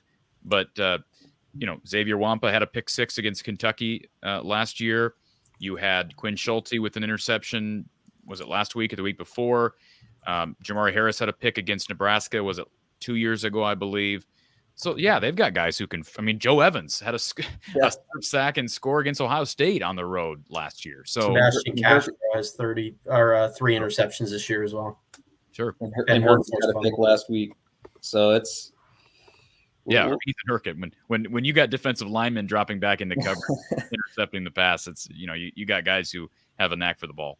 Are you guys worried at all after watching Purdy gash us deep twice last week? Not at all. I'm less worried, and the reason I say this, Nick, is because, and I brought it up earlier, same reason why I was not concerned with that at Penn State. They gave up several big plays against Western Michigan, and I have so much confidence in Phil Parker's ability to batten down the hatches, so to speak, especially with giving up explosive plays. It's just something that he doesn't do. And I think based on what Don Patterson said during our postgame show, obviously the DB got put in a vulnerable position, but you could kind of blame Phil Parker for that because it was kind of an odd time to show blitz, show pressure. And my point is, my guess is that mistake will not be duplicated, will not be replicated. Mm-hmm. And remember, they gave up, 31 points to Penn State. They're on the field for 97 plays. Penn State did not have a single super explosive play. They may not have even had an explosive play. They did not have a single play of 20 yards or longer in that game. So that's what I'm saying. Like, I have no doubt, Michigan's got weapons, and they may get a couple of big plays in Iowa. But based on what Iowa did last week, the corrections I anticipate Phil will make, and the lessons Iowa learned 2 years ago. Remember the double pass or the halfback pass from Michigan, was it Edwards that made the pass? Yeah. I would think they'll learn from that, and maybe they fall for another one. But I got trust in Phil Parker. Sounds good. Yeah, I don't think that Michigan's gonna have too many surprises, any tricks up their sleeves. Whereas I think Iowa knows that if we're gonna win, we're gonna have to do that. So I think if anybody has the potential element of surprise here, and is gonna gash anybody on some deep ones, maybe it could be us. Hopefully Caleb Brown is good to go. Nico's always pretty reliable. And was there an issue with Ostrenga? I don't believe so. He played, didn't he? Yeah. Thought somebody mentioned something about him limping or being gimpy. What about the offensive line, Corey? Is there any are we good to go on the offensive line, or is there anything? I know, was it Logan Jones was dinged up? He's been dinged up. I mean, he's tried to give it a go in a couple of games, and then Ellsbury has to come in for him. As far as I'm aware, Rusty Feth, all these guys are dinged up right now. That whole offensive line is dealing with nagging injuries. But Feth, I expect Feth to play. Colby played last week, got killed on that one of those field goal blocks. If you watch, 77's on his butt on one of those field goal blocks. Dunker got dinged up. We'll just have to wait and see. We'll get Kirk tomorrow and get some updates on these guys. Yeah, looking forward to it. Hopefully Michigan's pretty banged up from playing Ohio State too. Zach Zinter was a big loss from that game. They lost their big offensive lineman too. Mm-hmm. Star up front. Well, hey, does anybody know? One more thought I wanted to drop on here. Does anybody know where I can get like a bust of Kirk Ferentz for my office, or an oil painting? Because I got to say, guys, it's been said. It doesn't get said enough. The coaching job that this guy's done. You run out of words to say. I mean, yeah, there's criticism there to be had, but I mean, what other coach could have kept the team together and in this game, given every single bit of adversity? You kind of expect that now, right? You kind of expect him to just keep things together when the back's up against the wall. 2021, 2020 with the lawsuit, they're down. They're 0-2 to start that year. They got a pending lawsuit that had just been announced. All the offseason problems. They win 6 straight. It's just kind of what he does. Yeah, Keeps guys together, and that's what a great head coach does. He hires good people around him, and that's the one negative mark is what happened with his son, and hopefully he has a chance to correct that, even against his will. But you're absolutely right, Tremendous. He should be considered for Coach of the Year, along with the guy from Northwestern. Down the stretch in seasons too. I mean, I think you saw this too, Corey. They've lost one November game in 5 years. I think they're 17-1 in the last 5 Novembers or something like that. Yeah, I think that's part of that. Part of that, let's just acknowledge, part of that is they play Nebraska every November. Nebraska's trash. And they have traditionally played Minnesota every year. But Minnesota's a good program. They've dominated. Minnesota's been fine. Iowa. Nebraska's trash. And they usually play Illinois late, and Illinois is usually trash. Well, I can't wait to see. I hope Kirk comes back. I'd really like to see him compete in the new Big Ten and prove that an old school guy can get it done against the flashy offenses that we're getting.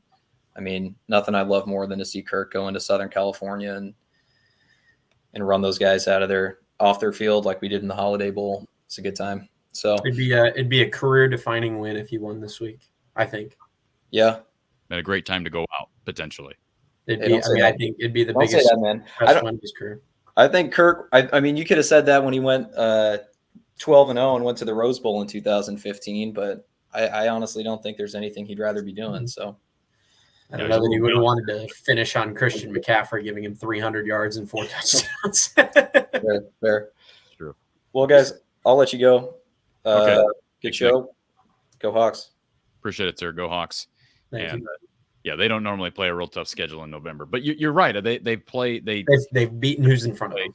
Yeah, and Minnesota is one of those teams they traditionally have played late, and that's a good program, and they have dominated them. Kirk Wilcox, can Tory Taylor pass? Fake punt, fake field goal, both? LOL. Well, he's an Australian punter. He's made the comment in the past he can't really pass, but I'm sure he's gotten better. Remember the fake punt against Ohio State where he kind of innovated himself and got lit up? I think that wouldn't be the wrinkle I'd be looking for. Yeah. I want to say, so, one wrinkle you could look at is, the problem is, remember at one time we were talking about Cooper maybe being a holder.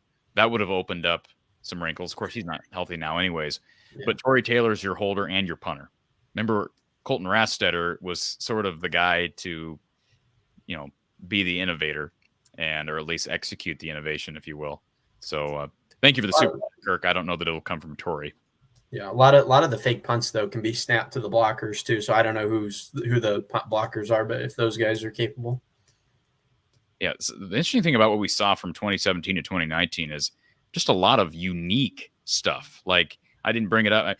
I brought it up earlier. 2017 at Michigan State, Rastetter had a misdirection pass over the shoulder to AJ Epinesa for a first down. 2017 against Ohio State at home, you had the polecat. Tyler Kluver catches the pass from Rastetter. Yeah. Also, 2018 against Minnesota, you had the left-handed scoop to TJ Hawkinson, who ran end around for a touchdown at Minnesota.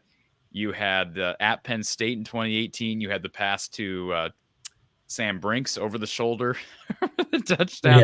Ran a lot of stuff. 2015, they ran a fake punt, fake field goal against Iowa State. Got the first down, did not get to the end zone. Unfortunately, it was kind of a weird call because the clock ran out. But my point is they were willing during that stretch of time to do innovative things on special teams. I can't imagine that they've just stopped doing it because it's not there to be done. But I don't know. Erica with a super chat. I think Castro could be very important in this game. Absolutely. He might be Iowa's best DB right now. He is, I think. And I think he's elevated his draft stock tremendously the last few weeks. I mean, ever since that Wisconsin game, I think he's been fantastic. Corey Brata. Did you hear Michigan is trying to bring in Iowa's running back for next season? Who is that? No, I did not hear that. You'll have to explain. I doubt that personally, but well, maybe it's a third stringer. I don't know. I was pretty set at running back. I would be surprised if they keep all of these guys heading into next year, but I wouldn't think it would be Michigan that would take one of the three of them, but we'll see. But I would also be surprised if. Well, I think he's saying that Iowa's looking at bringing in one of Michigan's running backs. Oh, okay, yeah. No, I don't. Yeah, okay. Yeah. Matt says trick plays don't always pay off. You have to spend valuable practice time setting things up, and if they blow up, You might give Michigan great field position. Got to take calculated risks. Well, of course, Matt. Nobody's saying you just run a trick play every time you're out there, but they have not ran a trick play since that I can recall since at least 2019. Maybe they tried to, Tory Taylor inadvertently tried to run a fake punt a year ago against Ohio State. But I can't imagine that all this time they have not been able to do anything. It's not been there to be done. I don't know why they've abandoned it. Or that they haven't practiced them in that long, too. That would also be strange. Trick plays are a part of the game. Talk to Don Patterson, whether you call him a trick play or maybe an exotic on offense. How many teams do you see, Kyle, running flea flickers? For some teams, it's a weekly occurrence. Yeah. And when's the last time you've seen Iowa run a flea flicker? You're scratching my memory right here. I don't know. It's been a long time.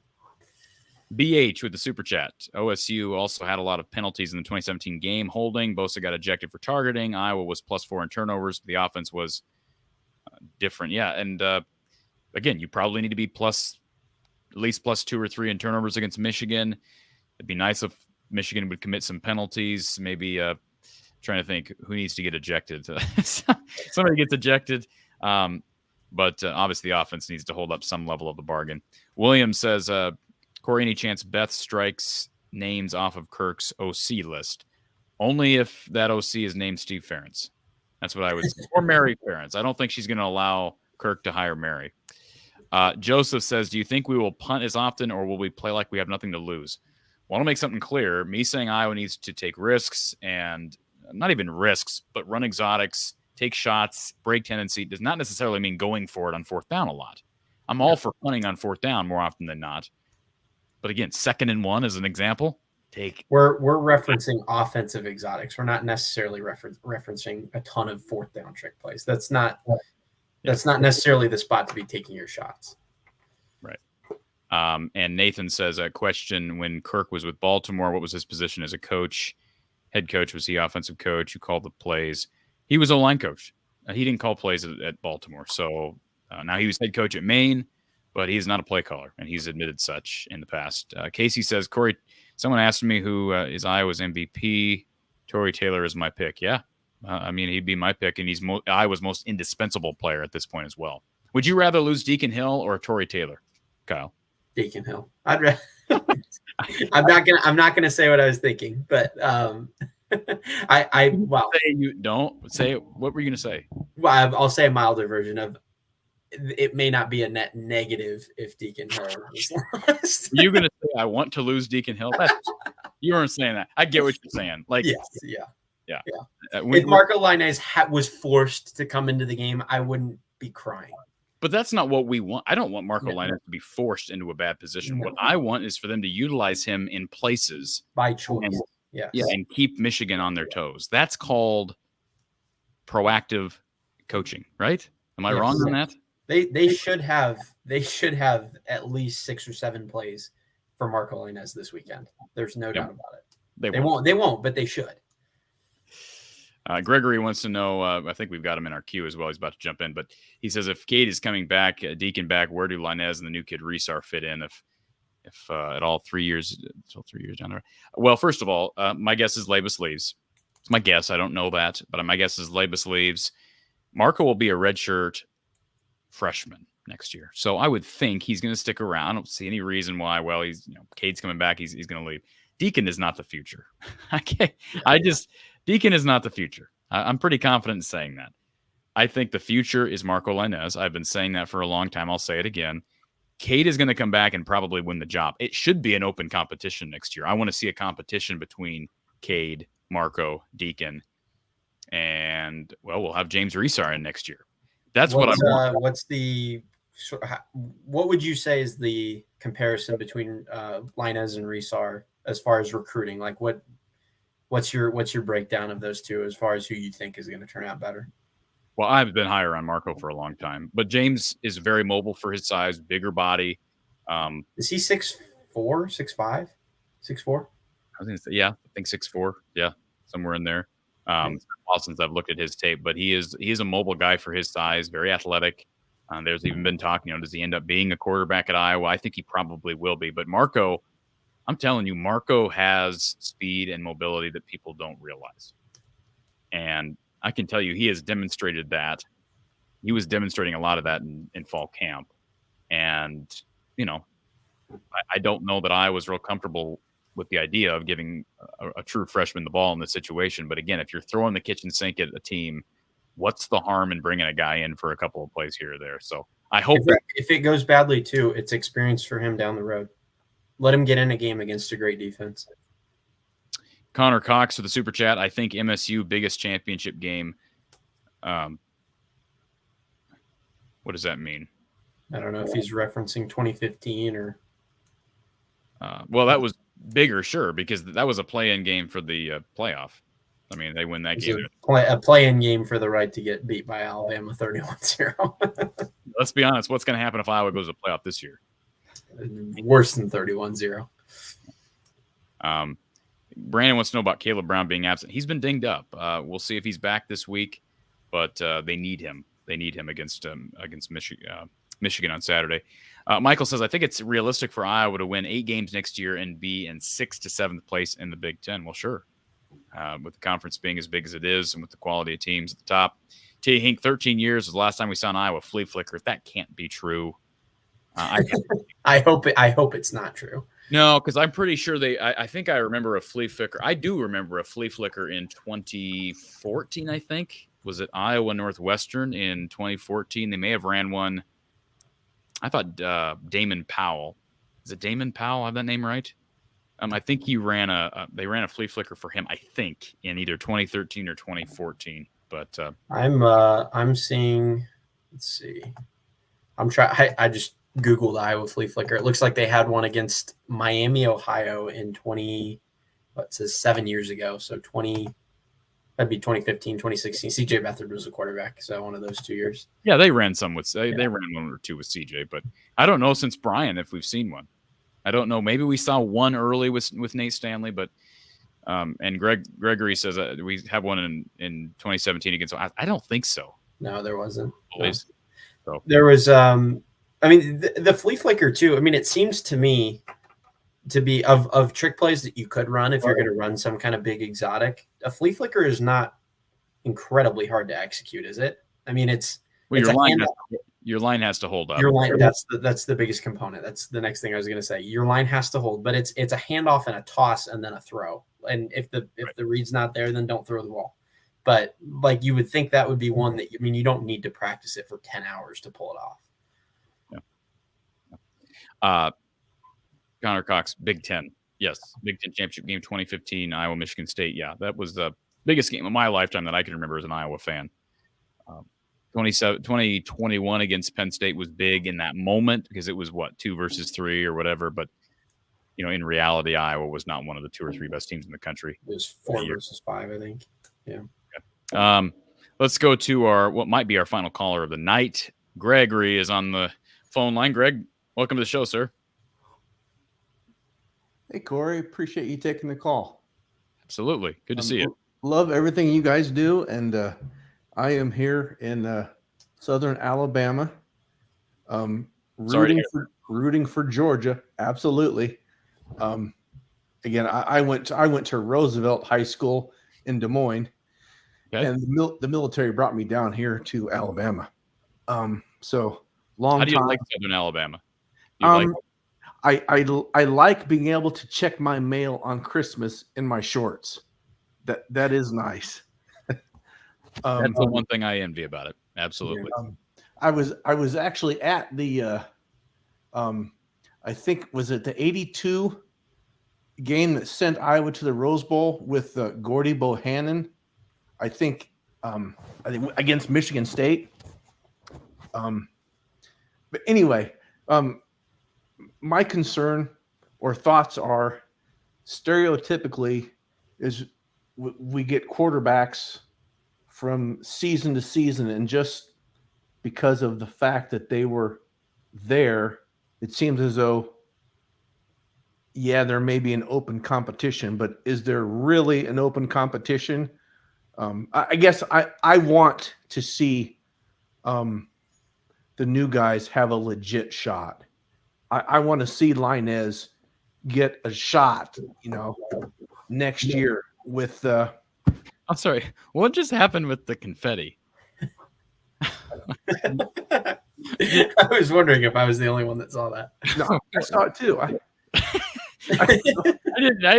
didn't do anything. I don't know what's happening. Did not know what's happening. I'm sorry. I didn't mean to crack up in the middle of your comment, but I have no idea what that was. I want the young kids to get a chance. I don't know if the offensive coordinator, whomever that might be, hopefully will have some sort of a competition, and that Kirk might let that person, have an open competition regardless. Yeah, Deacon has been here. He's comfortable with it. Well, the only way you're going to get comfortable is if you get the chance to get comfortable. So I hope it's not just a situation where he's done it before, he's automatically the next guy in. But I mean, there should be open competition each and every year and each and every week. Frankly, these guys should be able to compete. And it sounds like Marco Lainez has jumped Joe Labus, so that's an indication of where Marco is as a true freshman, jumping. Yes. And he did not enroll early; he just got there in the summer. Right. So, man, you cannot convince me. You cannot convince me that Marco, I haven't even seen the kid practice. I've seen him in the open practice, but you cannot convince me that he couldn't come in and give them something. Yep. If they schemed for him and they had to be a couple of plays, 2, 3, 4 plays ready for Marco Lainez, he could handle 3 or 4 plays. Yeah. And, boy, you give him experience. You're throwing a wrinkle that Michigan's not expecting, and you're bringing another athlete on the field. I mean, all you have to do is give him some of those rollouts with a tight end and give him the option of either running or throwing. And that's simple. Yeah, that's true. It'd be a simple way to start him on naked. Yeah, absolutely. There's ways that you can get him involved. And like I said, his ability to move is very much, I think, underrated, underappreciated so far. And this is why Corey pounds the drum every year when we play those non-conference opponents and we get to the fourth quarter and we're up 2 scores. Like, why is he not in the game? I mean, even if the starter is Cade McNamara, like, number one, why is Cade finishing the game for injury? But number two, why not give somebody a shot so that if a situation like this happens down the road, he's got a couple series under his belt at Kinnick Stadium? Correct. Yeah. And I mean, they were up 22-0 against Rutgers a couple of weeks ago and could have thrown him in. It also has been interesting, as I get the Alabama games every week down here, to follow Caden Proctor's career. He's still playing. He's starting left tackle. That's incredible. In the early part of the season, he was struggling a little bit. So first 2 games he was starting. The third game, I think they put another guy in his spot for a few games, but he's back out there now. And I think I'm proud that they're giving him a chance to grow.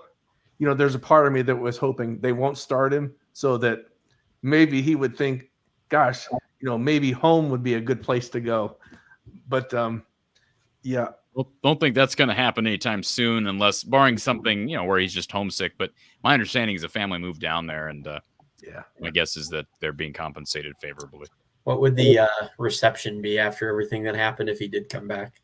Well, he ought to be welcomed with open arms. But I know he should be, but I don't know that Iowa Twitter would necessarily do that. Oh, I think they'd be forgiving. They're all about what's in it for me. And if they know a former 5-star is transferring to Iowa, they're going to welcome with open arms. So have there been any further hints or anything that would lead anyone to say where we're going from the coordinator standpoint, offensively speaking, for next year? Well, we talked a little bit about that earlier, just that apparently Iowa has contacted Andy Ludwig at Utah. That's been reported. Tom Kakert at HawkeyeReport.com said that in this show. And, I just threw a couple of names out earlier. We're going to be able to really delve into that topic once the season's over, especially in the month of December, Greg, because a lot of names out there that are worth bringing up. I mean, whether you talk about Ryan Grubb or you talk about Frank Reich or, heck, you talk about Joe Moorhead or even trying to think Randy Hedberg would be, you could, depending on how innovative Kirk wants to be with the hiring process and, maybe he wants to help advance honestly, we don't want him to have an agenda as it relates to just advancing people's careers, but you have to think he thinks highly of Liddell Betts. Maybe Kirk says to himself, hey, he's ready to be running backs coordinator. I can help him along by bringing in a guy like Hedberg or a guy like Reich who can coach the offense, the passing offense, quarterbacks, and then leave the run game to Liddell. Maybe that happens, but there's different possibilities. Then there's a possibility that he just hires John Budmeyer or Paul Christ and goes the safe route. Yep. Which, by the way, I don't think John Budmeyer is a safe route. I want to make that clear. He's not proven anything. Paul Christ is probably more of a safe route. John Budmeyer's not proven anything. Yeah. Of those two, I would rather have Christ. If those were the two I could select from, I'd take Christ. Well, remember, Budmeyer was a quarterback's coach under Paul Christ as the head coach. So, yeah, I mean, doesn't necessarily tell the whole story, but, you know, Budmeyer has 1 year of OC experience, and it was not necessarily good experience at Colorado State. Cool. Awesome to watch the Cyclone Hawkeye wrestling match yesterday, too. That was fun. I enjoy that. I always they got it done. That's my Alabama has X national titles, but we have 24. That's what I spout down here in Alabama. But there's nothing like Iowa wrestling, that's for sure. No, I appreciate you, Corey and Don, and all those guys that come on, and Tom. So I'm looking forward to Saturday, and I hope we do better than everybody thinks we're going to. Well, I appreciate the call, sir, and we'll talk to you Saturday. Take care. Thank you, sir. All right. I think we got it. I want to make a final shout out here. If there's one final call for the phone line, if anybody wants to make a last second call in, 515-635-1601. That's 515-635-1601. And again, if you want to ask a question, make a comment about the game, we're going to be back throughout the week talking about this game. So don't go anywhere. Make sure you're subscribed, turn notifications on. I do want to take a moment to give a shout out to our sponsor, Ascent Nutrition. If you haven't checked out their website, I've been touting this website for a long, long time because they've got great products that can help a variety of ways, whether we're talking about their mushroom powders, maybe their Ascent coffee. It's organic, it's mold and mycotoxin free. But I've been mentioning this lion's mane mushroom specifically because it's been shown to support brain health, immune system health, stress response, all these things that we deal with, we need on a regular basis. Read all about the benefits of lion's mane mushroom, specifically Ascent's lion's mane mushroom, and how it can help your brain, your focus on a day-to-day basis. You can mix it into yogurts, smoothies, juices, cereals. This company, folks, is owned by a former Hawkeye, a guy who really built his business, his foundation on the University of Iowa and what he learned here in the state of Iowa. He now operates this company that's just changing people's lives. Read all about the benefits. Visit goascentnutrition.com. I'll click on the homepage here so everybody can see this. They've got a Cyber Monday deal going on right now through tomorrow, 25% off site-wide, okay?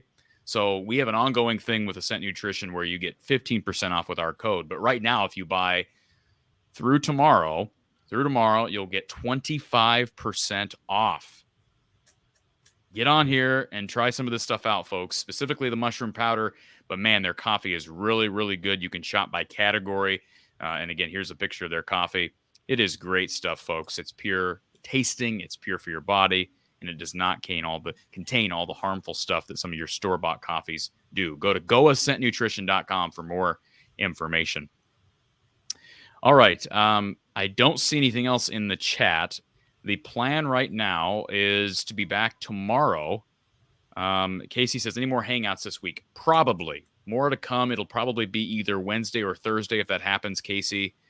So hang tight, and I'll be able to answer that question here later in the week. I can tell you we'll have a show with Mark Rogers, the voice of college football, tomorrow, Tuesday afternoon, 4:30 p.m. Central Time. We'll also hear from Don Patterson at some point this week. So lots of stuff coming. The Iowa show, of course, is over at the Voice of College Football, Iowa football at the Voice of College Football on Tuesday at 4:30. And then, of course, Mark does a watch party for the playoff rankings, which will also be released tomorrow night. And he'll do that on his main channel. if you're interested in sponsoring the show, reach out to me. I know people reach out to me for a variety of things, but sponsorship is primary reason I post this email out here. From the Eye of the Storm at Outlook.com. That's From the Eye of the Storm at Outlook.com. You can sponsor any facet of the show. We have lots of post-game coverage still coming for basketball, men's and women's basketball. And if you're interested in donating to the show, there are links to do so in our description. And how about this? Support the show by signing up for a free trial of Aura. All right. There is a link in our description. Protect your business, protect your identity, protect your information, and read all about how they can help you do this. Go to aura.com/Hawkeyes. And when you're filling out the form, be sure to let them know, hey, I got this link from the Hawkeye of the Storm on YouTube. Aura.com/Hawkeyes. That's AURA.com/Hawkeyes. Click the link in the description below. And as you sign up for free trials, you're supporting the show and the work being done here at From the Hawkeye of the Storm. Well, Kyle, appreciate you jumping on here for a while, hanging out as we do here at Hawkeye Hangout from the Hawkeye of the Storm. We'll probably see you back here later this week. We've got a basketball game Wednesday and live shows basically every day. And then obviously a big day Saturday of women's basketball, and then the game, the Big Ten Championship game in the evening. So we'll look forward to it. Yeah, it's going to be a long, fun week before we get some time to rest a little bit. Absolutely. This is the long haul. We're in for the long haul this week, and then we're kind of final shot from the barrel, and then we're resting as far as football is concerned. So we'll be here full go for the next few days. Appreciate everybody being here. Hawkeye Hangout from the Hawkeye of the Storm. For Kyle and Corey, thank you for being here. Please remember to like on the way out, like the video, support our sponsors. We'll talk to you next time.